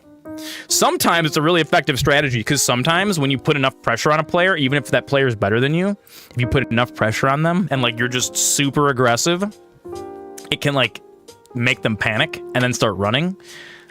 We had him on the run for a second. If we weren't fighting him in that lava flow, that might have been a little better. God, I really gotta learn how to play against Curse Staff. Curse Staff is really hard to play against. Oh wait, was that? Wait, were we even? Was that Curse Staff? Was that even Curse Staff? Am I just talking out my ass? Nice. No, it was Chill Howl. Oh, it was Frost Staff. No, that makes more sense. The ranged. Okay, so he's got a 4.2. That's actually not a bad idea to take. And he's using Limhurst Cape. On the 29th, you're gonna sub to me because the ads are getting annoying? Hell yeah. I mean, you know what else you could do? If the ads are getting too annoying for you, hungers. you could always, like, double stream me on YouTube and just switch over to the YouTube channel. Which Nike can't even hear anymore because he's got ads now. We'll have to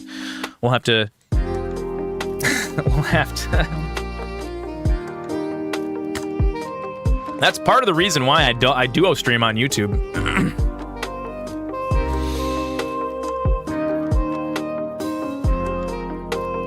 Yeah, exactly. That's the thing. So YouTube doesn't get the ads. Oh, however, that does also predicate on you having like YouTube Premium or something. I guess some people don't get ads on YouTube without Premium. I don't really know how that works.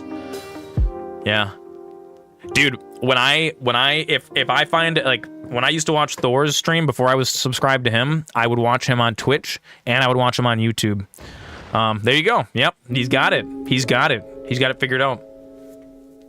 So, he was using a Limhurst Cape, which, to be fair, I should probably be diving.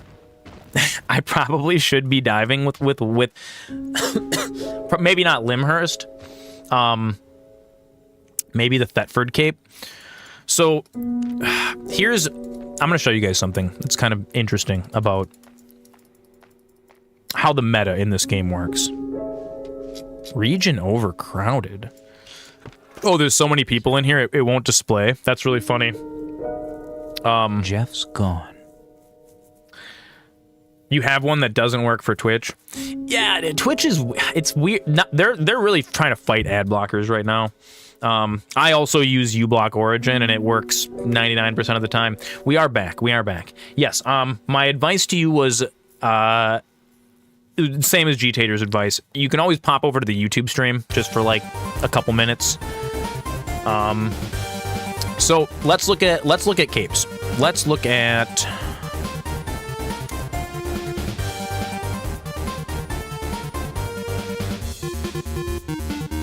So if we go to capes, and we look at, like, the Thetford Cape, right?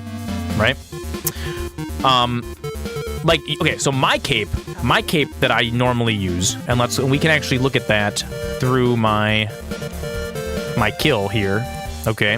This is just an Adept's Cape that gives you a little bit of energy regeneration. A tiny little bit. And additionally, another reason why my IP is lower...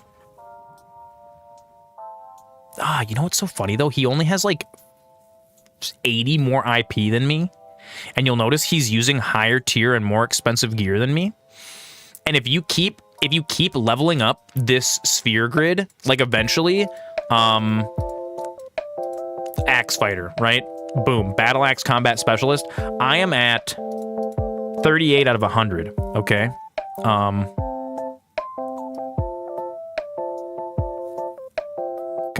that's too much. You can respec too. I'm at 38 out of 100. And so you can see right here, I get a plus 7.6 bonus to item power and plus 76 specialization bonus for battle axes and for all axes. And if you actually look on, if you go look at your axe, there's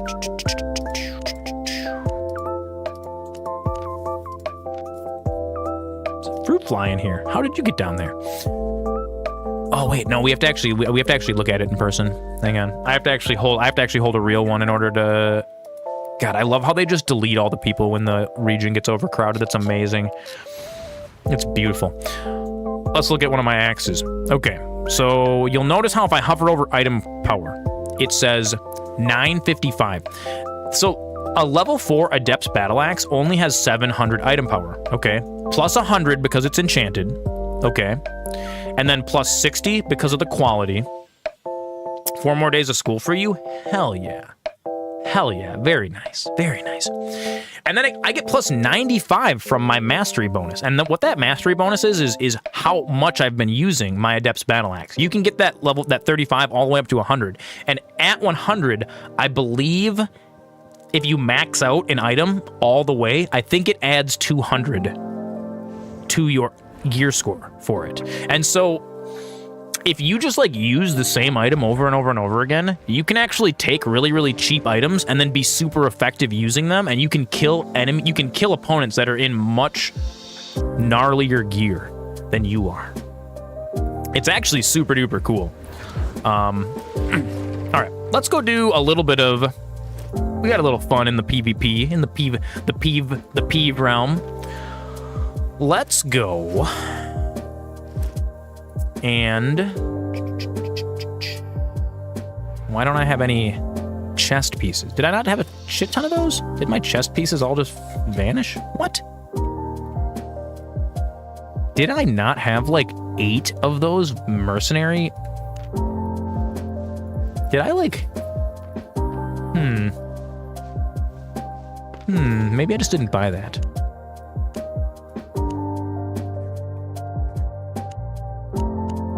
Oh no, the mercenary jackets haven't been bought. Nobody wanted to sell them to me at that price. Okay. What do we have?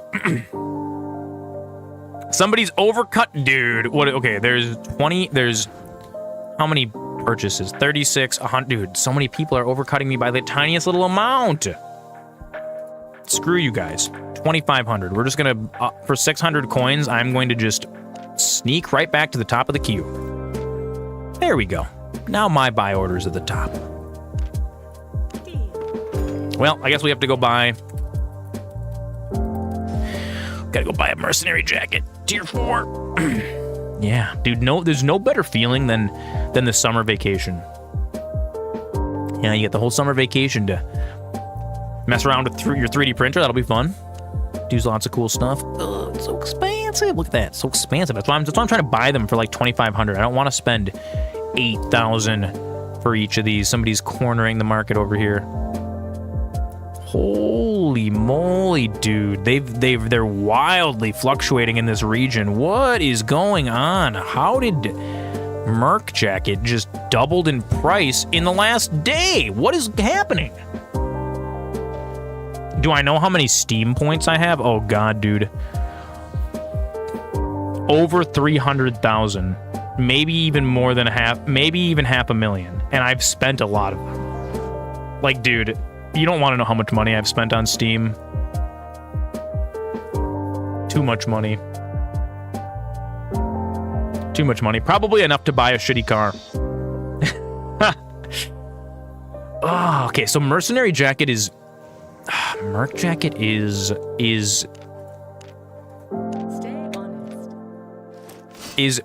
somebody's cornering the market on it right now. I wonder what's happened. I wonder if there's why is that happening? Let's go to the map. Oh wait, it's fiber. The refining bonus is fiber. You have 100,000 plus at this point. You know what? Let's go look really quick. Hang on. I actually don't remember. actually don't remember.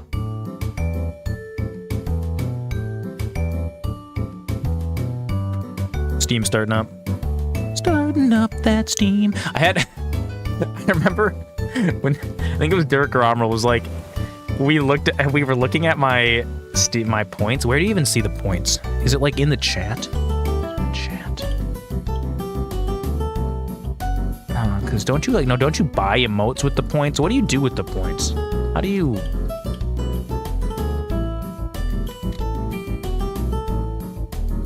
I don't even remember where all this stuff is. Where do you find your Steam points? Account details?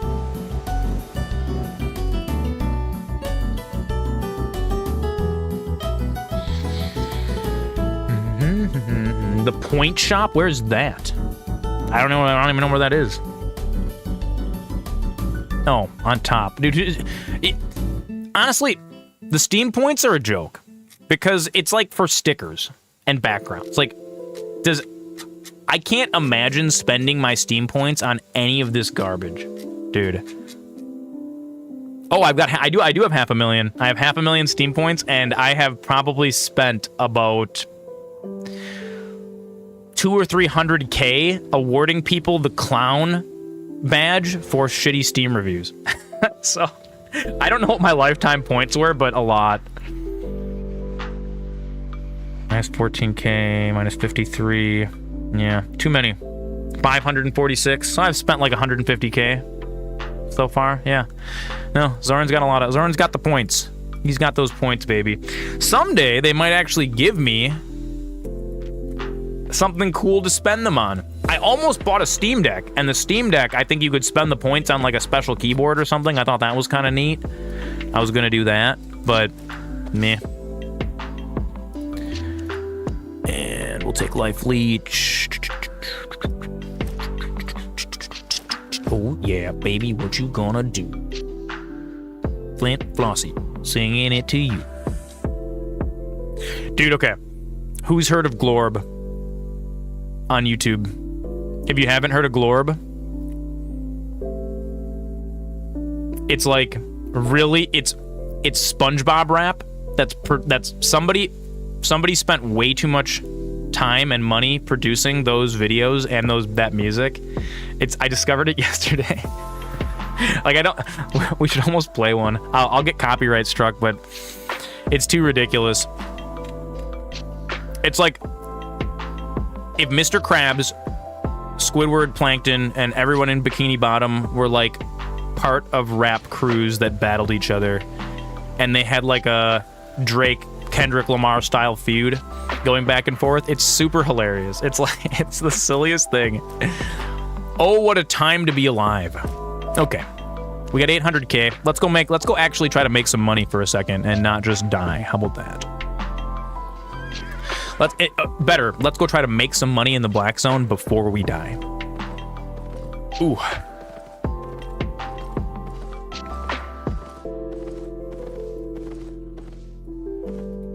So tomorrow, Wizards, we're going to stream Roblox. And I'm going to tell you how this is going to go. It might not be noon. It might be like 1 p.m. I don't know. Early afternoon, expect me. Ish. I'm not even going to install Roblox. We're going to go through the entire experience. I've never played Roblox before. I might have an account. I might have installed it for like 10 minutes and then immediately uninstalled it. But what I'm going to do is I'm going to make an account. We're going to download some Robloxes and we're going to row those blocks. We're going to row them into the sunset.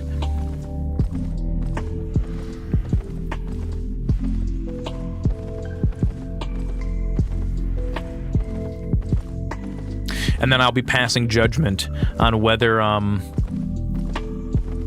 developers should just stick to a Unity or Game Maker, or continue to force themselves to have those chunky shoulders with all the Roblox models.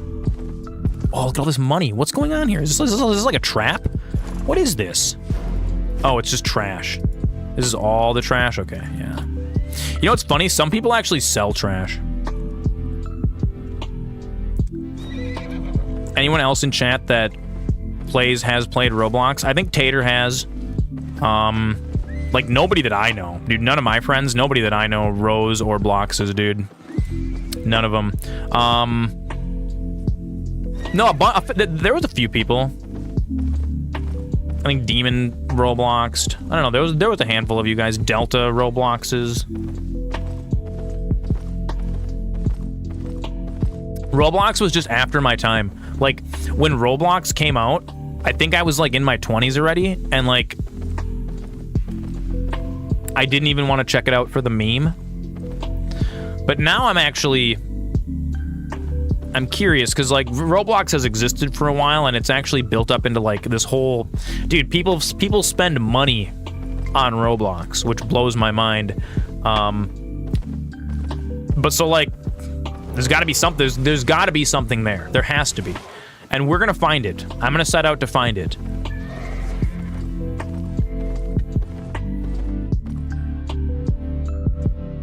Hell yeah. Oh, dude, I'll be greasing around all day tomorrow. Trying to row and trying to blocks. Oh, God, dude, there's a large treasure chest in here that unlocks in 30 minutes. This is a really bad place to be. Hell yeah. Hell yeah.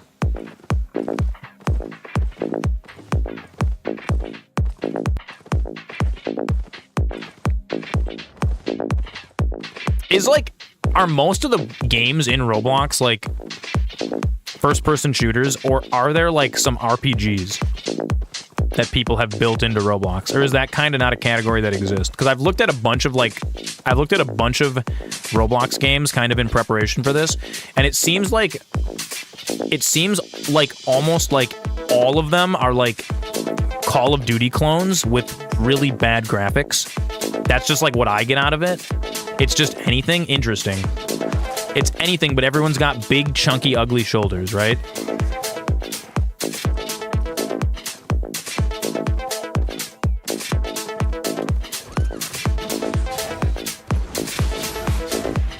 Hell yeah. We're gonna check it out.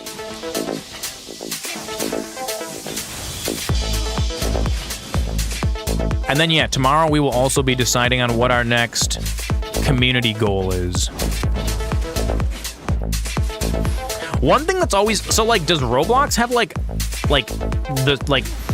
built-in, like, baked-in assets that everyone has to use? Like, is there a reason why Roblox has the... Like, why all the character models in it look, like, so weird? Or can you just put your own 3D models in that engine? Is it a style thing? There's so many things about Roblox that I just don't understand at all.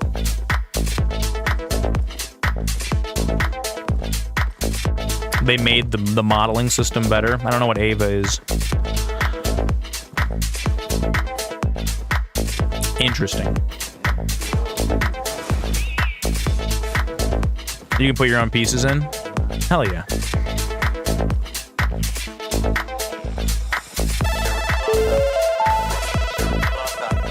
Hell yeah. McMonkeytron, we got that Feed the Dragon. You know, okay, who has seen that music video with Kanye West and whoever where they're like in the hallway and he's wearing the big chunky shoulders? That's what, like, whenever I see Roblox, I just think of that music video. Whenever I see that music video, I think of Roblox. You've been trying to port your VR chat? Yeah, where it's like him and the other guy, and then there's that chick. Yeah. And it's like, the song's a bop, not gonna lie. Kanye West is a crazy person, but they're dressed up wearing like giant cardboard Minecraft/Roblox looking arms. And like, it just cracks me up, dude. It cracks me up so hard. And like, anytime I see anybody playing a Roblox game, Quiet released that song, yeah. Anytime that I see, yeah, it's Kanye West was in the music video and like, yeah, rapped on it, sang on it, I guess. I don't know, whatever you want to call his spoken poetry.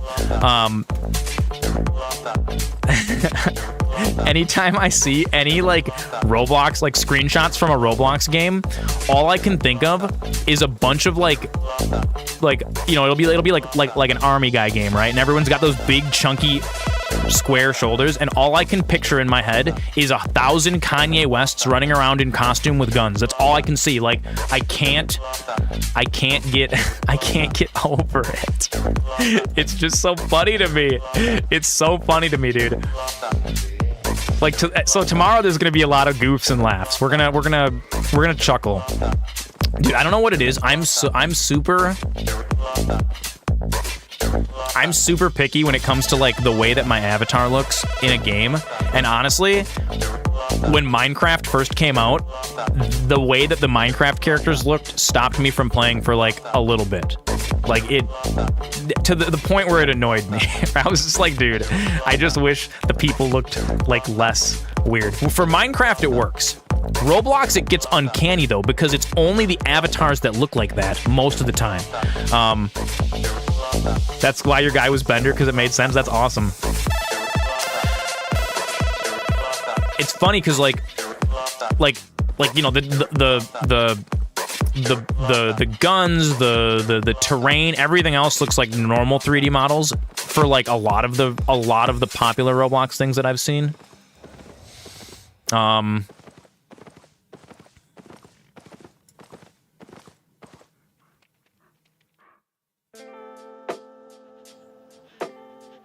They all have that weird look though. Like they all look like big. Like is it something that like Avatar? Is it something that people do stylistically? Like is it a choice? Is it like an intentional choice that like people make to make the avatars look? I don't even know how. I can't even put my finger on it. But whenever you see a Roblox avatar, it has a very particular look to it, and I just like, I wasn't sure whether it was like a hard limitation of the engine or whether it was like an artistic choice that everyone that played Roblox was just like, it's this, I don't know. I don't get it. Like, dude, to me, I'm gonna be real with you. The Roblox avatars look so ugly and so cringy. That one fact alone has put me off playing the game for so long. I don't know. Whenever I see like Roblox avatars, I immediately like, I'm put off by it. I have this revolted feeling in my chest, and my perception is that anyone that like is running around with a Roblox avatar is 4 or 5 years old max. And so to me, that's just like, I don't know what it is. It's this baked in gree. Ooh, is he gonna kill me? Nope.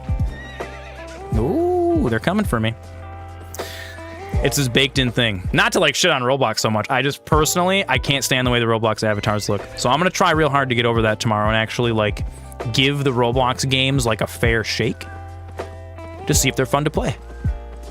But yeah, I'm excited. I'm excited to check out Roblox. It'll be a fun little thing. It's somewhat an engine limit and also a style choice. Man, I feel like Roblox should fix that and change that, and everybody that plays Roblox should collectively be like, we need to stop using these really weird Lego people kind of looking avatars, but not really. It's like oh, dude, I'm gonna be real mean for a second. The Roblox avatars look like if an alien with Down syndrome saw Legos from Earth and then tried to recreate them on his home planet. The original avatars were R5s, which were the 5-piece avatars. Those were super ugly, dude. I hated those a lot. So much. They just look so weird, dude. They just look so weird. I don't know what it is. I don't know why I have this built-in dislike for them. I don't know what happened to me. I don't know, you know, show me on the doll where the Roblox touched you, you know? I don't know what it is, dude. I don't know why. I honestly think it's the aesthetics that's kept me away from it for so long, because like I think I checked out Roblox at one point when I was getting into like game design, and I was like, oh, this is like an optional engine, and it also has, what's cool about Roblox is it has like the monetization like built right in. So like you can, if you start making games in Roblox, you can just like start getting paid for them. And like Roblox, it's almost like Steam, like where they will facilitate all of that for you, which is great. That's awesome. And that was like the big draw. Like I was like, ooh, this is cool. Let's check this out. I don't know. I just get the heebie-jeebies, man. It's like, it's like being in the Upside Down or something. I don't know, the gaming Upside Down. Okay, are we getting invaded? Is this it? I saw red flash. No, not yet. It's gonna be cool though. It's gonna be cool. It's gonna be neat checking out Roblox, and it'll be neat too because a lot of my friends, a lot of the homies and family and stuff that, the avatars are something. It's really funny. A lot of people that watch the stream, I don't think have Robloxed, and so it'll be kind of like a learning experience for all of us. This is gonna be we're gonna check it out, you know. And maybe we'll, you know what? Maybe we'll break some preconceptions, and maybe some of you guys will find some games that actually look sweet. You want to actually play them, and it's like sweet. Just download Roblox, you know? No big deal. It's gonna be sweet. Wait, my dungeon's been invaded already. Wait, I've already been invaded. How did I not notice that? Oh shit! I need. And I don't have. I'm out of health. I'm out of health. I'm not regenning very fast. Oh god. Okay. This guy, where is he? Where is he? Who is he? Where is he? Who is he? Where is he? Who is he? Where is he? And who is he? Oh, there he is. Oh, this is awesome. This is amazing. If I can get him from beneath, we can have a really advantageous position because being low sucks. You can move all these buttons to the right-hand side of your screen if you want, but then you're limited by traveling to the right. So it's like you pick up, down, left, or right. You're gonna be gimped. Who is this guy? Oh wait. So okay, no, he's somebody. He's a thing. He's a thing. This is gonna be a thing. Yes, flee, coward. No, he's just kiting me into somewhere advantageous for him.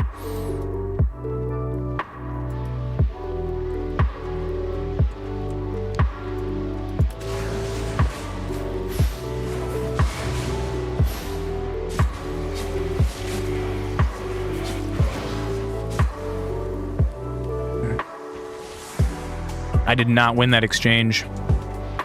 I wanted to win that exchange, but I didn't. Oh no! Okay, I'm getting wrecked up in here. Run! This is bad. I let myself get kited into the monsters.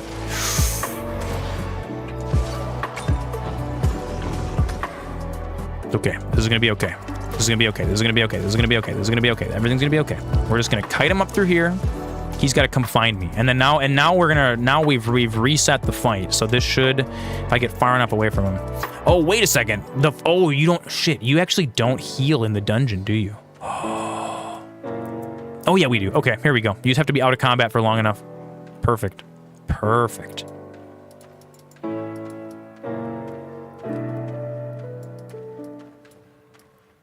We're just gonna reset. No big deal. We're gonna reset the fight.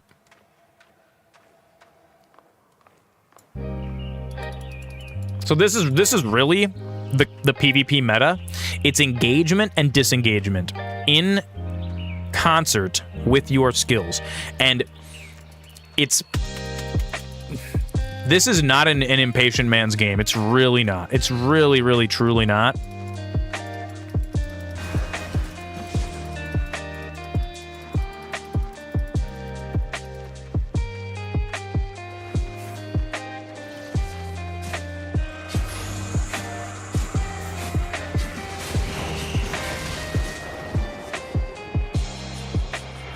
Really spooked. He got really... Oh, shit! What was that? God, dude, that curse. Flesh wounds. God, that curse is so gnarly. I should have reflected. I don't know why I didn't do that. I have actually never seen that. I've actually never seen that attack. I don't think I've actually fought against that. Yeah, dude, now he's just gonna pick me off. So we've lost this one. I don't think I can reset anymore. Unless maybe if I can like kite him into somewhere more dangerous and get him to die. I might just die from the hounds, yeah. Nah, now he's just gonna kill me.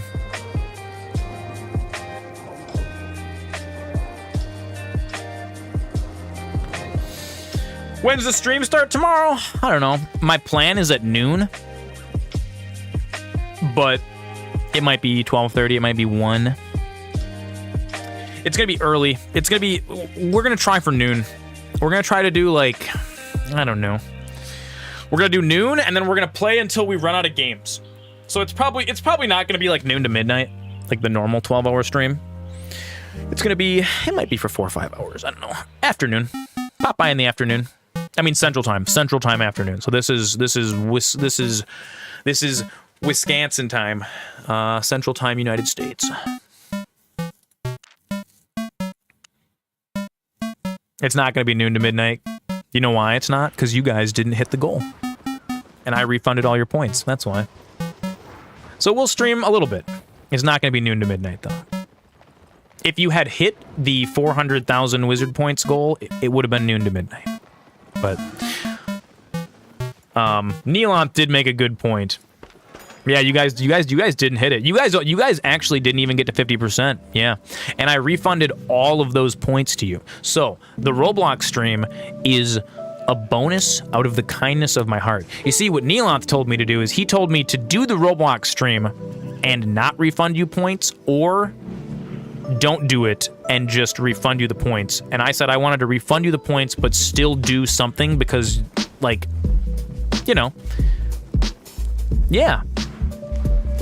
You're a channel points capitalist, and I am a channel points communist, dude. The points don't matter. I'm gonna be refunding. I'm gonna be like, I love refunding points to you guys because then you guys get more, and then you guys can feed more points to the dragon. You got to feed them to the.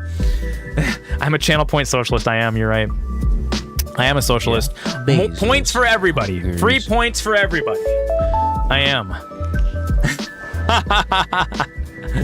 I love it. Goddamn, dude. Look at that. Look at that. The point hole. All you have to do. Control economy channel points. Dude, look, I have controlled it. Did you see the beauty, Neelanth? Look at this. Look at this. Look at what I've done. Do you see how amazing it is?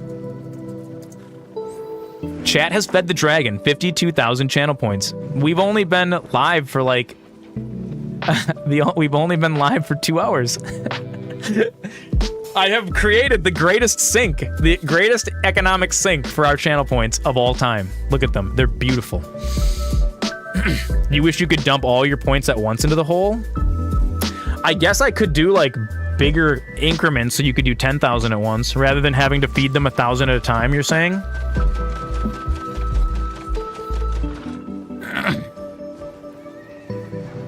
$40 seconds till ads leave.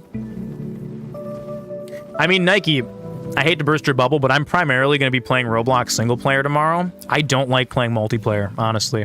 It stresses me out and it annoys me. If you wanted to dump 100k points into the hole at once for bragging rights, before I make larger channel point donation things, I have to get that. What's it called? Leaderboard set up. We gotta get that leaderboard set up, baby. We need the leaderboard, yeah. Because then here's the thing: if you're gonna do that for just to flex, we gotta at least have the flex exist. This way, at least, yeah, that's okay. Hold your points to the leaderboard. That's fine. That's fine. It's a cool thing. The points in there, the points that are in there are gonna stay in there. That global variable is never getting reset. So, because you can't not be competitive with things. That's fair. That's fair. God, dude, I feel like this Albion game might be right up Neelanth's alley. Did I not buy anything? Oh, I got one. Look at that. I got one for 2,500, baby. Look at that. Come on. That's so good. I wonder if there's a can I corner the Limhurst mercenary jackets market? Because look at this. I bought it for 2,500. I can turn around and sell it for 7,500. Look at this. Watch this. And just immediately and instantly undercut and overcut everyone on the market. Look at this. Look at this. Look at this. Look at this. Look at this. Look at this. I have both the highest buy order and the lowest sell order. So anyone who wants to interact and purchase and or sell mercenary jackets on the marketplace either needs to do it via buy orders and sell orders like I'm doing, or they're impatient. And most players are impatient. See this right here? This little uptick right here? Somebody's doing something. It might be a guild, it might be a group, it might be a couple players that are just buying up as many things as they can. And maybe they're asleep right now. Maybe mods are asleep.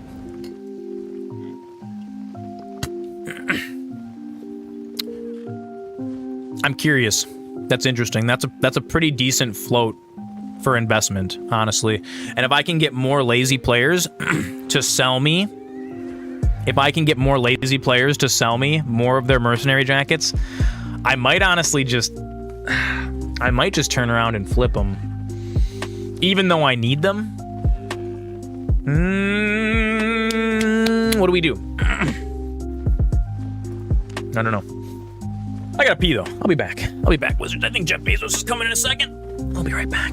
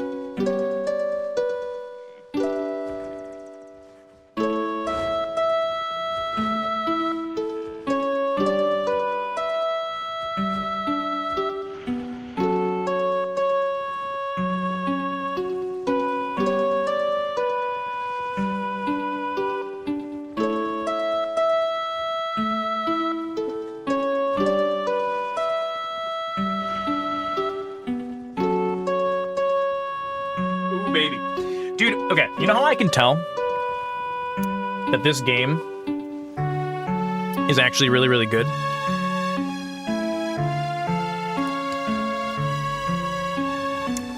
I started the stream today with the goal.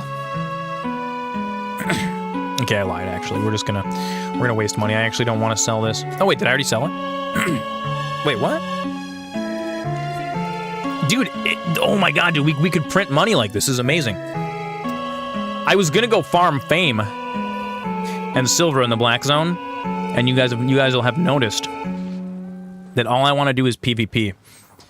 And I am never a PvP guy usually. So the fact that this game like makes me want to PvP, that means they did a good job. They did a really good job. Okay. We're naked. We're currently naked. Oh, hi. Kitty reach out. She wants a little pets. Oh, the kitty. Can you guys see her down here? She's in the way. She's so... There she is. She's so sideways. I know.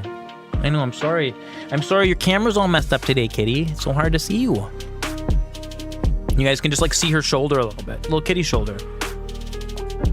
Look at her. She's nice and short-haired now. We gave her a nice little trim. Nice little summer trim.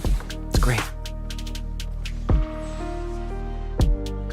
Okay, let's go deck ourselves out. Let's maybe actually try to make 100,000 silver here so that our entire day wasn't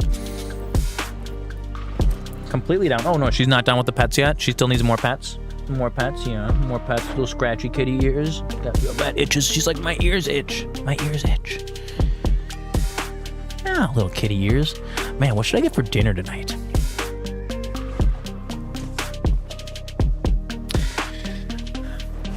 I gotta think of somewhere that's open after 9. No, I just pet you 50,000 times. The kitty's like, more kitty pets. She's redeeming the channel point. I mean, Flo's got the most channel points of all. Yeah, okay. All right, there we go. There she is. Little sideways kitty. Little sideways kitty for you over there. She's chilling. She's hanging out. I'm out of boots, too. I'm out of boots. He's out of boots, everybody. Rip.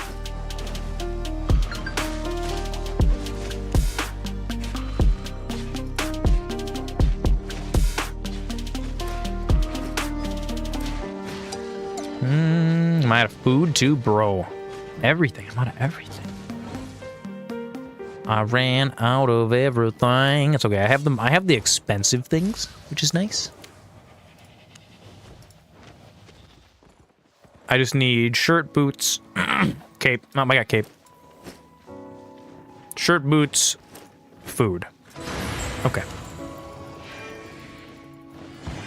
Man, it'd be super cool if you could place buy orders for an entire loadout at once.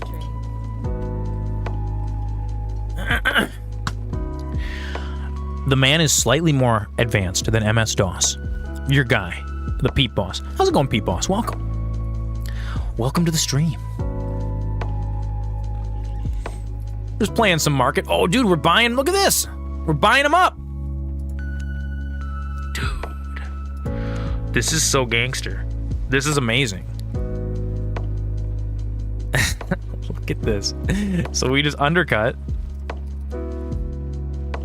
And I just made another 5,000. And then I can just keep this one and wear it. It's amazing.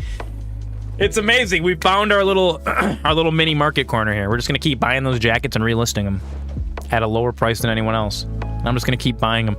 What the funny thing is like people will place a big order and then they'll log out for the day. If you're sitting staring at the market, you can just like keep relisting the ones at a lower and lower price. It does cost, you do have to repay the setup fees every time you modify a sell order, so like you can't just keep undercutting people with the same order. You do eat into your profits extremely, so you have to kind of like temper it a bit, but it is a thing that can happen.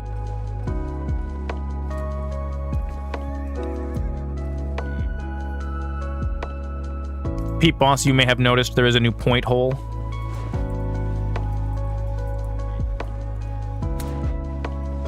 Chat has fed the dragon 52,000 wizard coins. There is not a leaderboard set up yet, so if you want to save your points for the leaderboard, feel free. There also will be, we are going to have another channel point, or another community goal that I'm going to set up. It's going to be a little bit more achievable than the last one was. And it's going to be for something, a different thing. I don't know what it's going to be yet. Explain this new mechanic. Okay, so, point hole, okay? You earn channel points, and then you just throw them into the hole.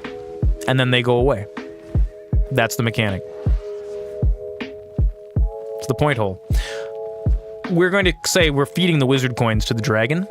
And so there is a new 1,000 wizard coin channel point redemption. And if you redeem it, it subtracts 1,000 channel points from you. And it feeds them to the dragon. And then that number goes up.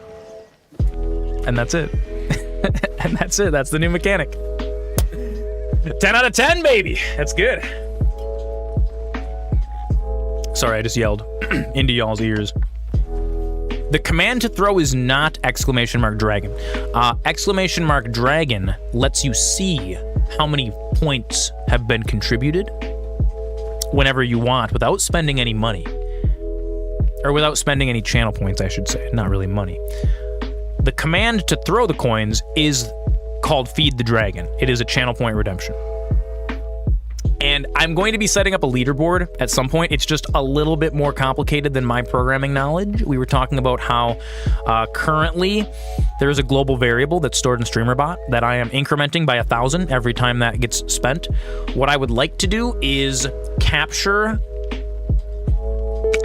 the username. Look at that. Peep Boss just fed the dragon. The chat has fed the dragon 53,000 wizard coins. Look at that. It's that simple. It's beautiful. It's a beautiful system.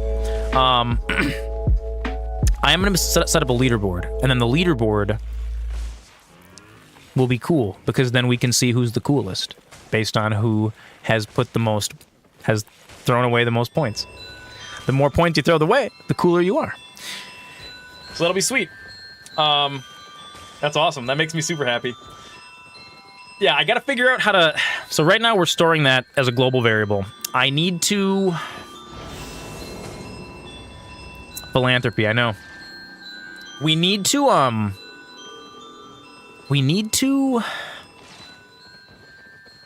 think it's gonna have to be done with a notepad file. I don't think we're gonna be able to, store all of it in global variables, because here's the thing, right?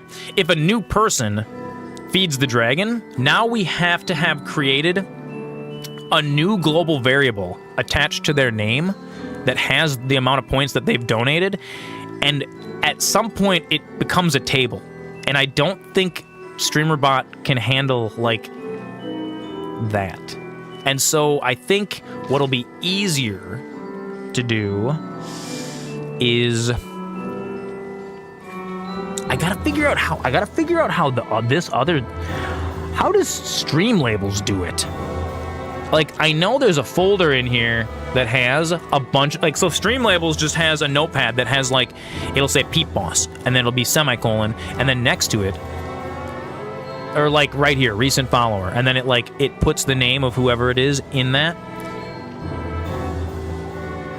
I could, but then I'd have to keep it by hand, and that's not gonna be possible. That's gonna be hours of work. That's not. So okay, actually, this is actually easier, because StreamerBot, the way that StreamerBot is set up, is it actually has 4 variables, and those variables are just stored in a notepad and then updated with the name of whoever was the one to donate or do whatever, right? Which is super cool. The problem with the leaderboard system is when somebody new contributes points, we need to make a new entry in the table, which is fine. That's easy to do. What the challenge comes when if Peep Boss donates twice rather than having 2 separate lines, each with 1,000. We want to now update the Peep Boss entry. So somehow StreamerBot has to be able to, like, search through a notepad file, and I think that I'm gonna have to write some C# or something, and I don't know how to do that. I don't know. I actually don't. I took C++ junior year in high school, and I never finished it. I never, like, finished learning how to program in C++.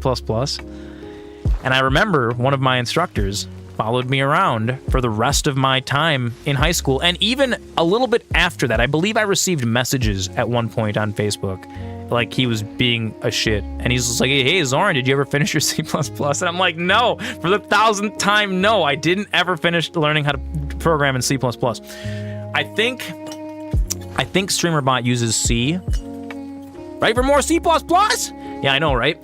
I think StreamerBot uses C or C#. I don't remember exactly what programming language it is, but I think I need to write a little thing in there that's going to interact with a notepad, and that is like... I know you did. I know you were in there. You remember.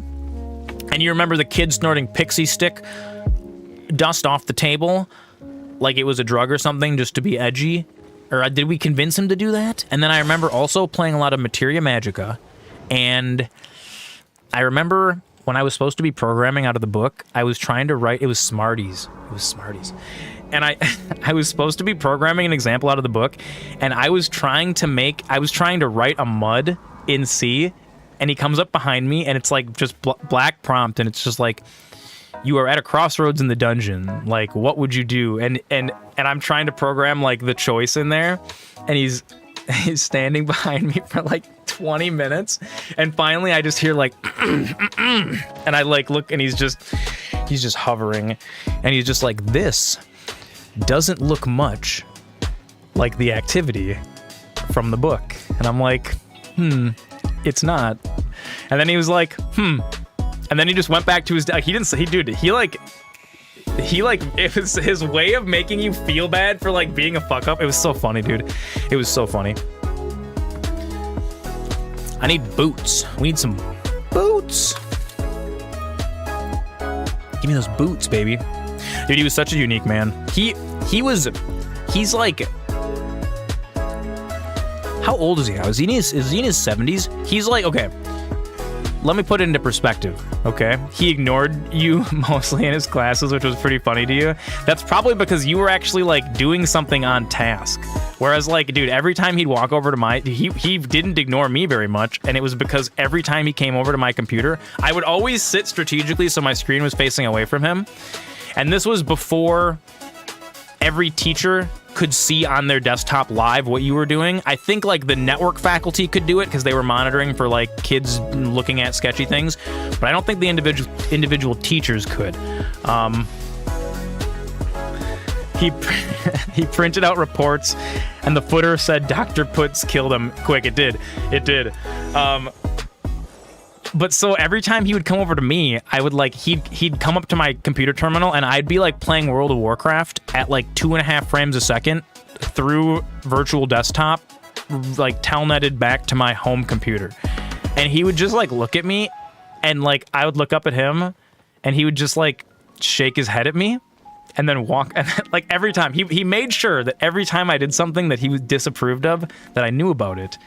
But he never stopped me. And I think he was more like, he's like, somehow you've gotten a remote desktop connection through the computer's like firewalls and stuff. And he's like, I don't know how you did that.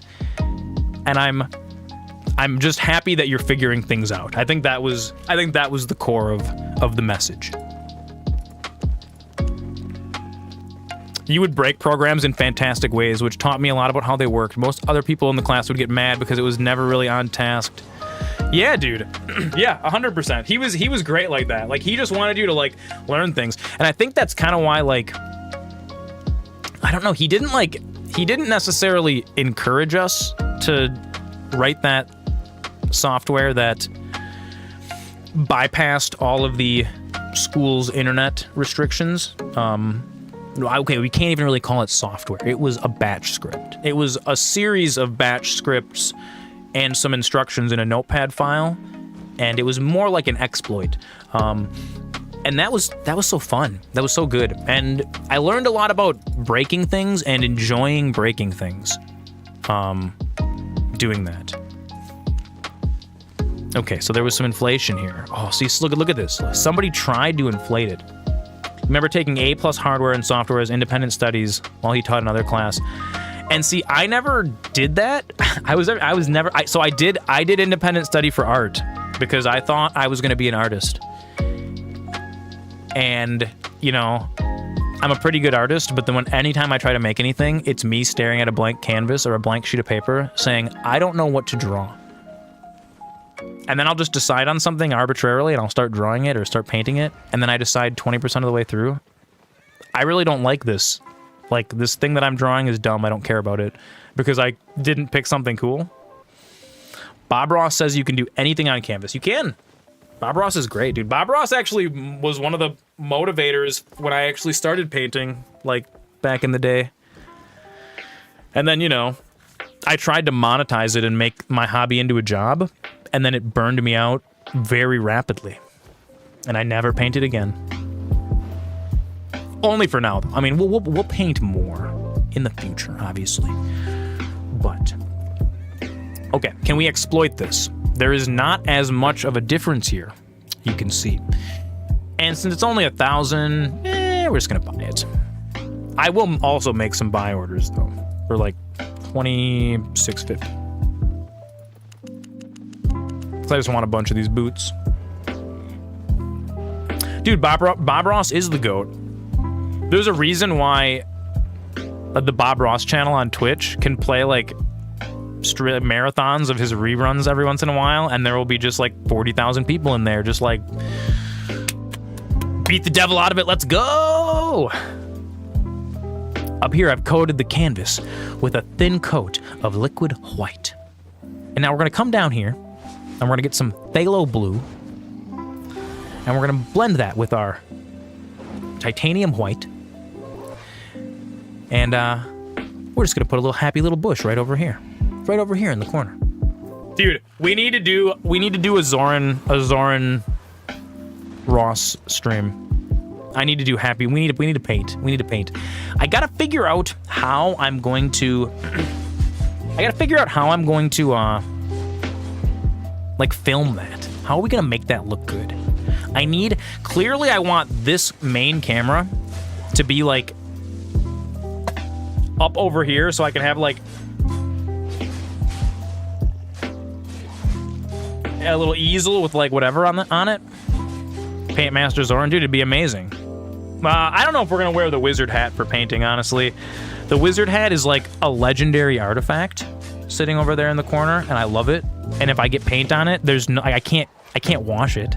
You can't wash it. It's like it's knit, it's crocheted, it'll destroy it. So that thing is maybe. Ooh, I could get a really big hairnet and put it over the wizard hat. Ah, that'd be great. Alzarin Crimson with just a touch of phthalo blue, looking for a nice lavender color. More on the red side. Yeah, it's beautiful. Oh, the painting would be of me in the hat. Maybe. It would be a terrible child painting. I don't do subjects very well. I'm more of like a scenery, landscape / abstract guy. But we could try it. I mean, okay, that's not true. Clearly, because you guys can see there in the background, the Vader. Pete Boss can vouch. I painted this over the course of 2.5 months in a independent study art class. It is an oil painting. It's actually the only oil painting I've ever done. I've only ever done this one oil painting, and it's mono. It's like, look at, you can see that it's not a print, because if I hold it in the light, you can actually see all my brush strokes. Yeah, 100%. But I don't know. I'm proud of this. This is cool, but I'm not super proud of it because this is a recreation of a still from Star Wars. Like, this is a screenshot from Star Wars that I printed out, a little tiny one, and then I figure painted Vader. And so this was actually a study in light, because the entire... How's it going, King? We're just taking a look at... I was playing some Albion, and we're looking at this painting that I did 15 years ago. 14 years ago or something. The only oil painting I ever did. So the reason I chose this was because I thought it would be really, really hard to do, since all of it's monotone, and all of it is, I did have it in our high school art show, and all of it is reflection. So like the entirety of what you can see in Vader is like not really even... Is that going in the Zoran store? Oh, dude. This would have to be a thing where, like, we'd wait till I got big, and then I would see if I could, like, if somebody wanted to give me, like, $5,000 for it, and we could fund the stream or something. I honestly don't even know if I could sell this. It's like the Keanu Reeves. Oh, shit. Where's my Keanu Reeves? Is that up in my bedroom? Where's the Keanu Reeves? Comrade Punky would know where the Keanu Reeves is. I have another one. So I liked to do, like, monochromatic kind of figure painting and stuff too. The Keanu Reeves is the original. Well, the Keanu Reeves though, I did in acrylic in like an hour, maybe an hour and 15. How long were classes? Hang on, give me 2 seconds. I want to go see if I can find the Keanu Reeves really quick. I gotta talk about the Reeves. I think I've actually showed you guys Keanu Reeves at one point. Oh, dude, you know what? I actually have a bunch of my art floating around.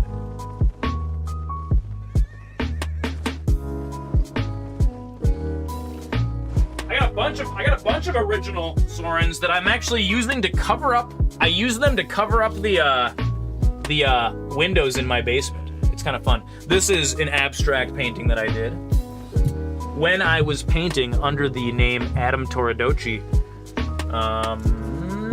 Did I sign this one? I didn't. I actually didn't. No, this might have been before I rebranded as Adam Toradochi.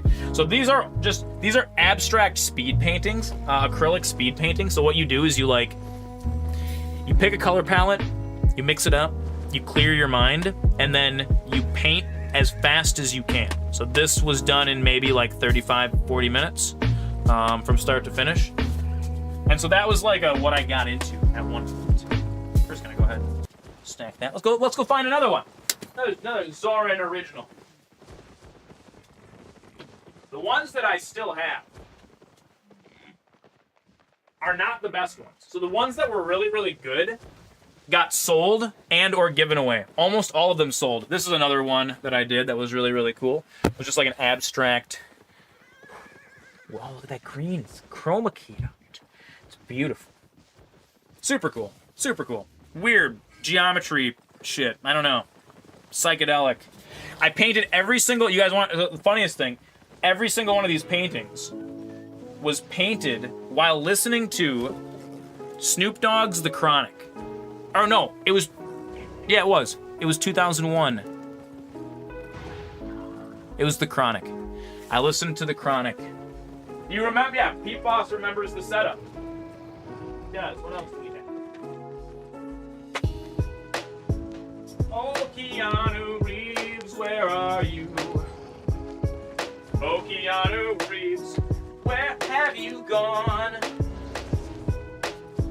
He might be up in my closet. Give me a second. I'm gonna find him. Find him.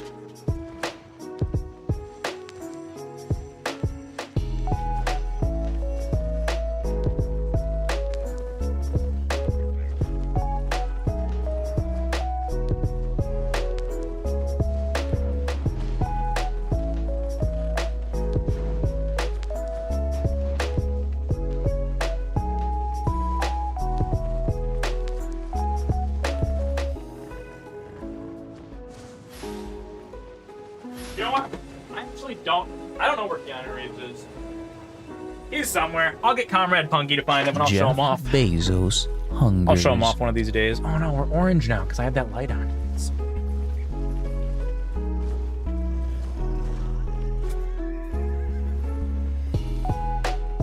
You guys can actually see true color versions of myself in the art. I did find something else cool though. Dr. Dre.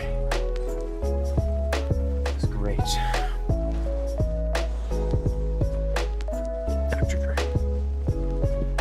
I found this is a really cool thing too.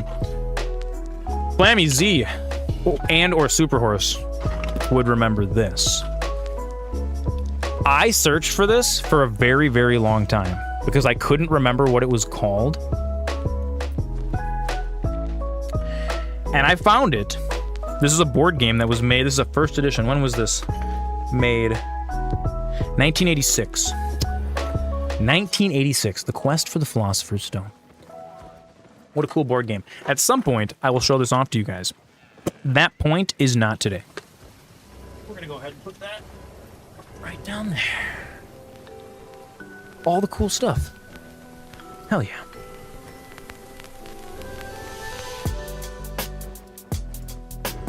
Ooh, yes. Yes, look at that. The cheap stuff. Amazing. All right, we're going to finish the stream out. Do you remember? Do you remember this, Flammy Z? Do you remember this? So, we had this board game when we were kids, and we didn't know how to play it. We would use the pieces to do, like, dungeons and so, okay. I'm going to show you some of these pieces, and all the memories are going to start flooding back to you. We had this. These were the instructions. They were very, like, knights and castle-y. And at the time, we were very young. You were, like, a baby. Me and Derek, like, we could read, but, like, I couldn't comprehend all that was going on with this instruction set. And so we didn't really know how to play. There was a game board that you will probably recognize that has, like, the lands of adventure that you travel around. And one thing specifically that the way that I was able to find this is because I remember the reason why this game vanished. It's so funny. Because on the tokens, they used the Eye of Providence, and Dad didn't like that. So he like got rid of it or something. I don't remember. There were these coins, okay? And we would, basically what we would do is I would hand out, we had all of these, like, these sage cards had, like, questions on them, and there were item pieces, okay? and we would walk around. This was we would walk around at one of Dad's houses, and we would go from like room to room, and like I was the dungeon master, and you guys were like the adventurers. I vaguely remember this, and then it's like we'd have like monsters. I would be like, okay, there's a monster in here, and then like you guys would like attack it. Remember, we had like we had like, I don't know if we had like plastic weapons or if we made them out of cardboard tubes or something, and we would use the coins. I would give you guys each a couple coins, then you could, okay, now you're at the shop. Now you can trade them in for like an amulet or something that gives you whatever. But like we didn't, the rules weren't concrete. It was just like, it was fully imagination land.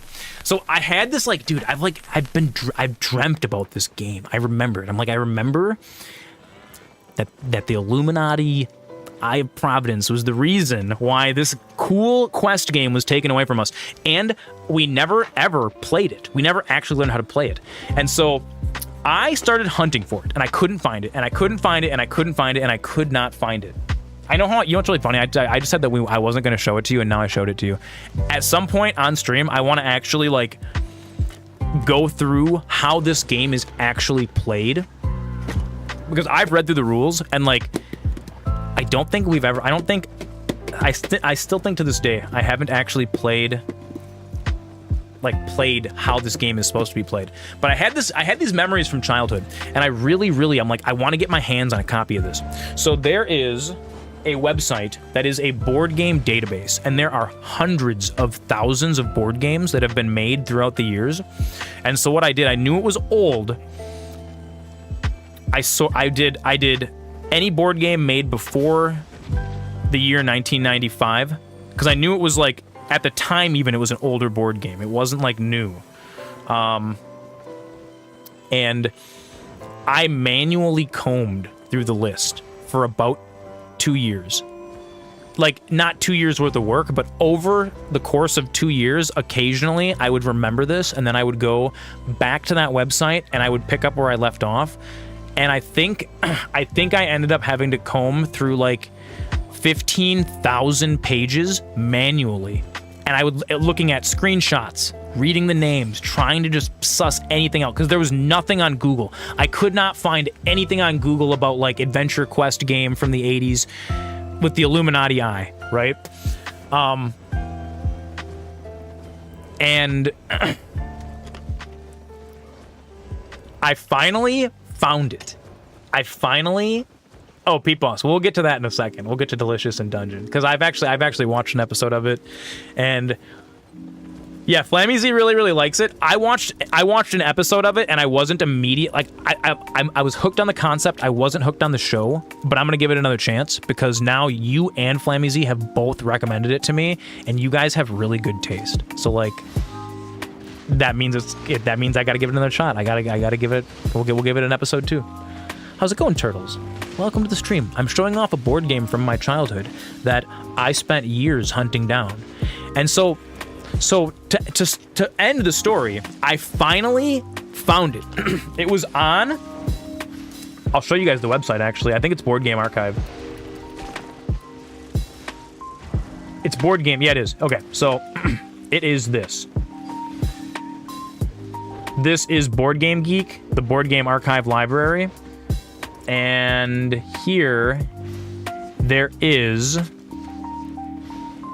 lists of games sorted by year. It's just all the board games ever. So it was this website, and then there was another one, because this website led me to like this deep archive, because not everything is actually on Board Game Geek. There's like a bunch of old games that were made when Dungeons and Dragons was coming out.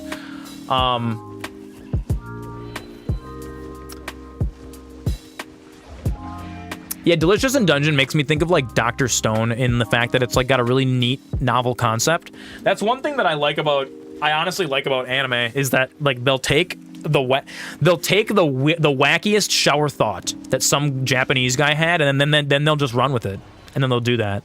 They'll just be like, what if one guy got frozen in time for 4,000 years? Let's make a show about it. Dr. Stone is good.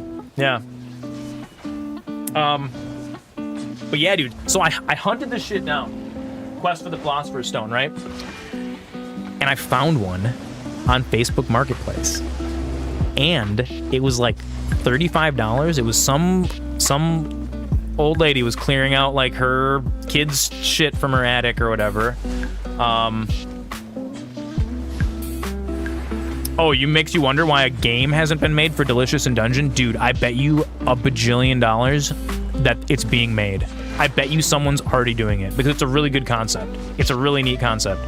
And I bet you we're going to see it as like a Steam. It won't be like from the company that like it won't be like from the whoever owns the thing from it. It'll be like a flipped version of it. So what was super cool about when I got this that I didn't actually even know originally, it's like practically unused. It's practically mint. Like look at it even has like the quest cards, like a whole booklet of them that like, aren't used. Like there's like nobody ever like not one has been ripped off. This is like the quest book. I think our quest book was like torn to pieces and destroyed. This has all of the riddles. So like what's so funny about this is basically like it's basically like a Mensa logic test. Like look at some of these are all like logic and math puzzles and stuff. It's like, oh, if out of these 5 rectangles, which one would have the largest area given X, blah, blah, blah. And so, like, that's what the actual, like, solving the dragon's riddle is. It's like a big, randomly generated book of it. So, I honestly don't even know. Dude, look at this. Even look at this. You want something crazy? Pencils from the 80s. Look at this. That's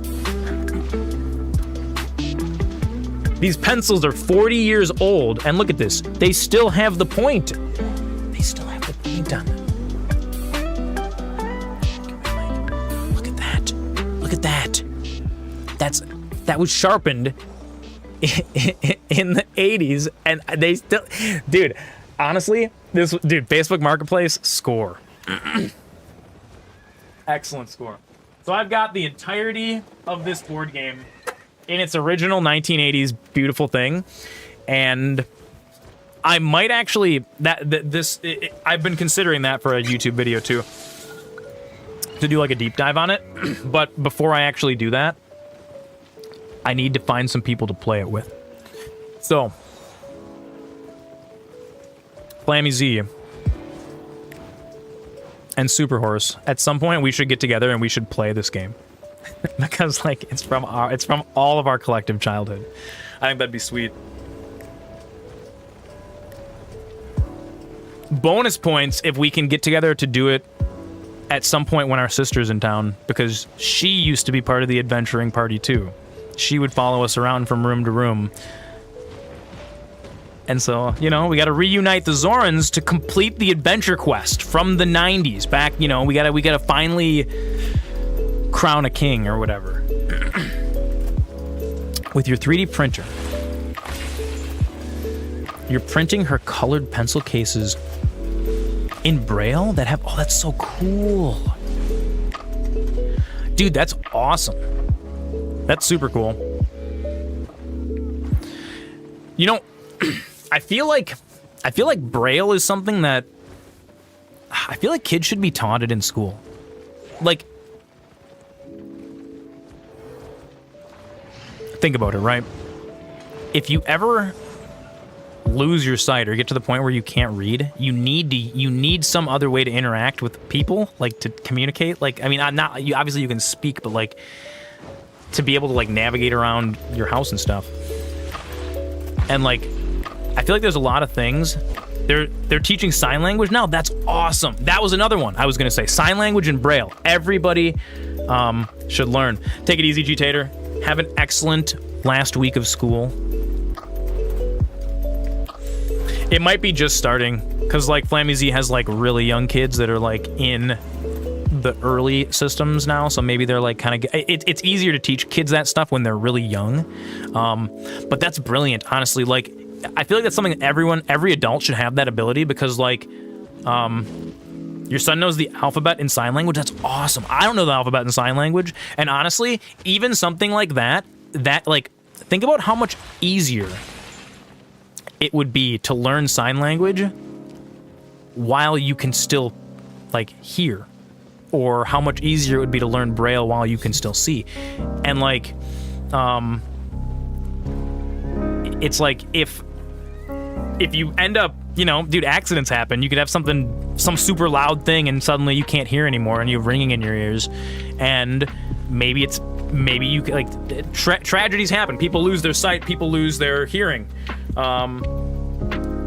And I feel like that's one of those things that's like that becomes a huge. And people are just like, oh, it's not going to happen to me. It's like, dude, you don't know.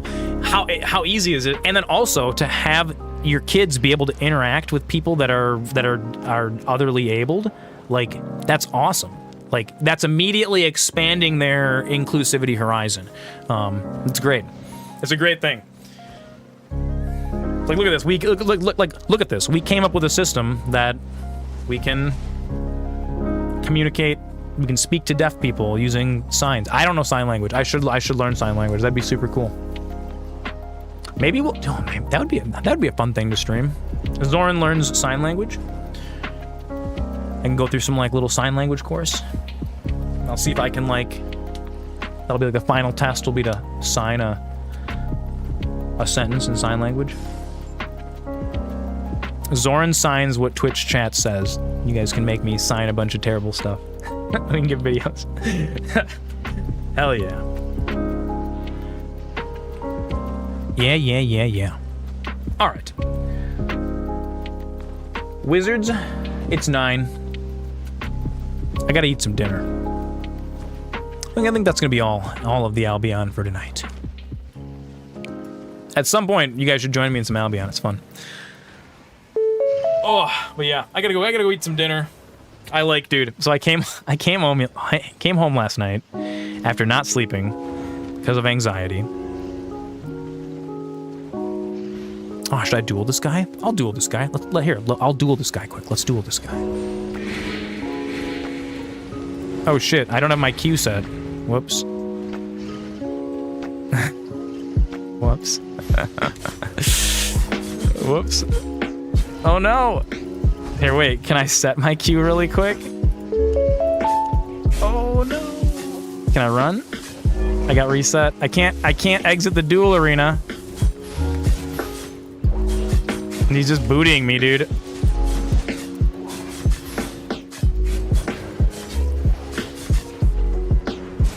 Wait, can I come back after? No way. Get out of here. I refuse to believe that is possible even.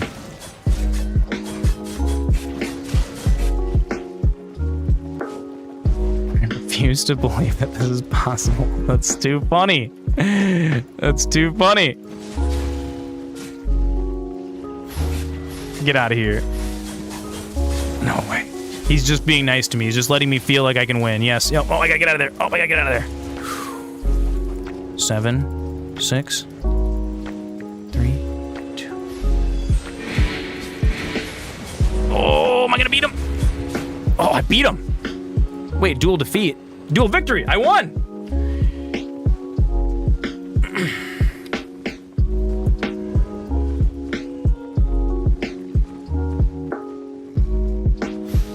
What's the dragon? So, I enacted the dragon. For Comrade Punky. The dragon is a point hole. I set up a point hole because we need something to spend points on. And so the dragon, you can redeem Feed the Dragon. There you go, Comrade Punky. Chat has fed the dragon 56,000 points. If you type bash dragon, it will just tell you, without having to feed it, how many points we've fed it. And that number is a global variable, so it will stay around forever. Even when the stream's closed and open, that'll persist. So, that's kind of fun. That's kind of neat. I'm gonna make a leaderboard for it, but I need to learn how to program in C# first, so that might... I said a couple weeks, but let's be realistic. Maybe by the end of summer, we'll get the leaderboard up. I don't know. Yeah, Comrade Punky loves it. She's like, you need a point hole. And then, okay, the follow-up question is, what does feeding the dragon do? And the answer is that it does absolutely nothing. You just throw the points, take the points, and then you just throw them down to the dragon, and he eats them. Beautiful. Look at that. It's amazing. Thank you guys so much for your channel point contributions. Tomorrow, Roblox stream, early afternoon. I'm gonna try to do noon, but where's the peanuts, dude? I had to like pause the peanuts. I'm gonna be real with you guys. I spent 2 weeks having violent diarrhea for the whole entire time. I know that's way too much information, dude, but when we were eating the peanuts on stream every day, that was really detrimental to my body. I'm an old man, dude. I can physically mouth handle the spiciness. I can even handle the spiciness of the pooping it out part, but like my internals like don't like that much capsaicin, and my body's just like, get it out quick. And so I just had to, I had wild diarrhea for like 2 weeks, and I had to be like, the peanuts will come back. We might tomorrow for the Roblox stream, maybe we'll turn peanuts back on just to have something fun to do, like for special occasions. But I had to pause the peanuts. I still have them. I have them right here. They haven't gone anywhere. The peanuts are still here. We're all here. We just had to. I had to pause the chugging the potion too, because I was starting to feel a little weird after drinking so much water. Like I was feeling a little unwell, owing that maybe drinking too much water and a chugged thing. But like again, we'll probably bring back the potion for tomorrow, just because it's a special event. Maybe that's what we'll do. We'll do the challenges during special events. That'll give you guys like a reason to tune in during the Roblox stream and all that stuff. So tomorrow early afternoon Roblox stream, we're gonna be checking out Roblox games. Put less liquid in the potion. Yeah, I know, but then it's not like as fun of like a chugging it down like a madman challenge, you know. If I put less liquid in the potion, we might as well. That's that. So you know what? That already is a channel point, and it's called hydrate. That's already one. I know. Flammies D suggested me doing a lot less potions, but you know, every time we do the potion, it derails the stream, and like, I don't know. I was getting sad streaming for like 7 hours and getting like only like 30 minutes. Less liquid in the potion is better than no potion. No. It wasn't even 100%. It's not even 100% about the amount of water or about the amount of liquid. It's also the like, okay, someone redeemed the potion.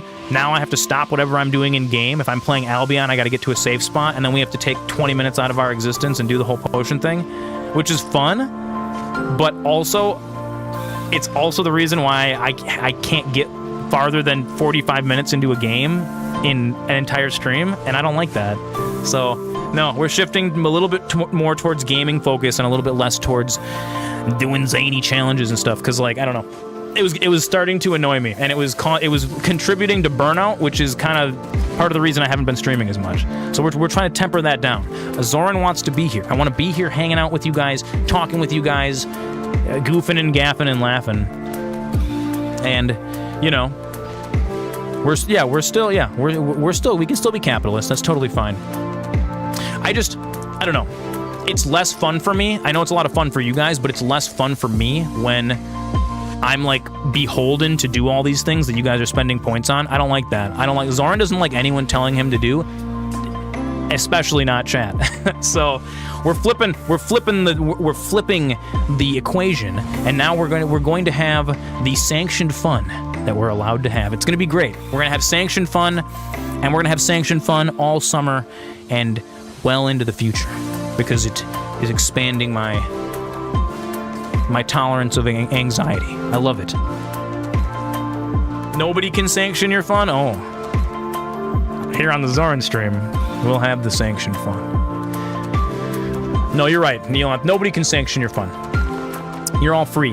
You're all free, wizards. I'll see you guys tomorrow. We're going to play Roblox.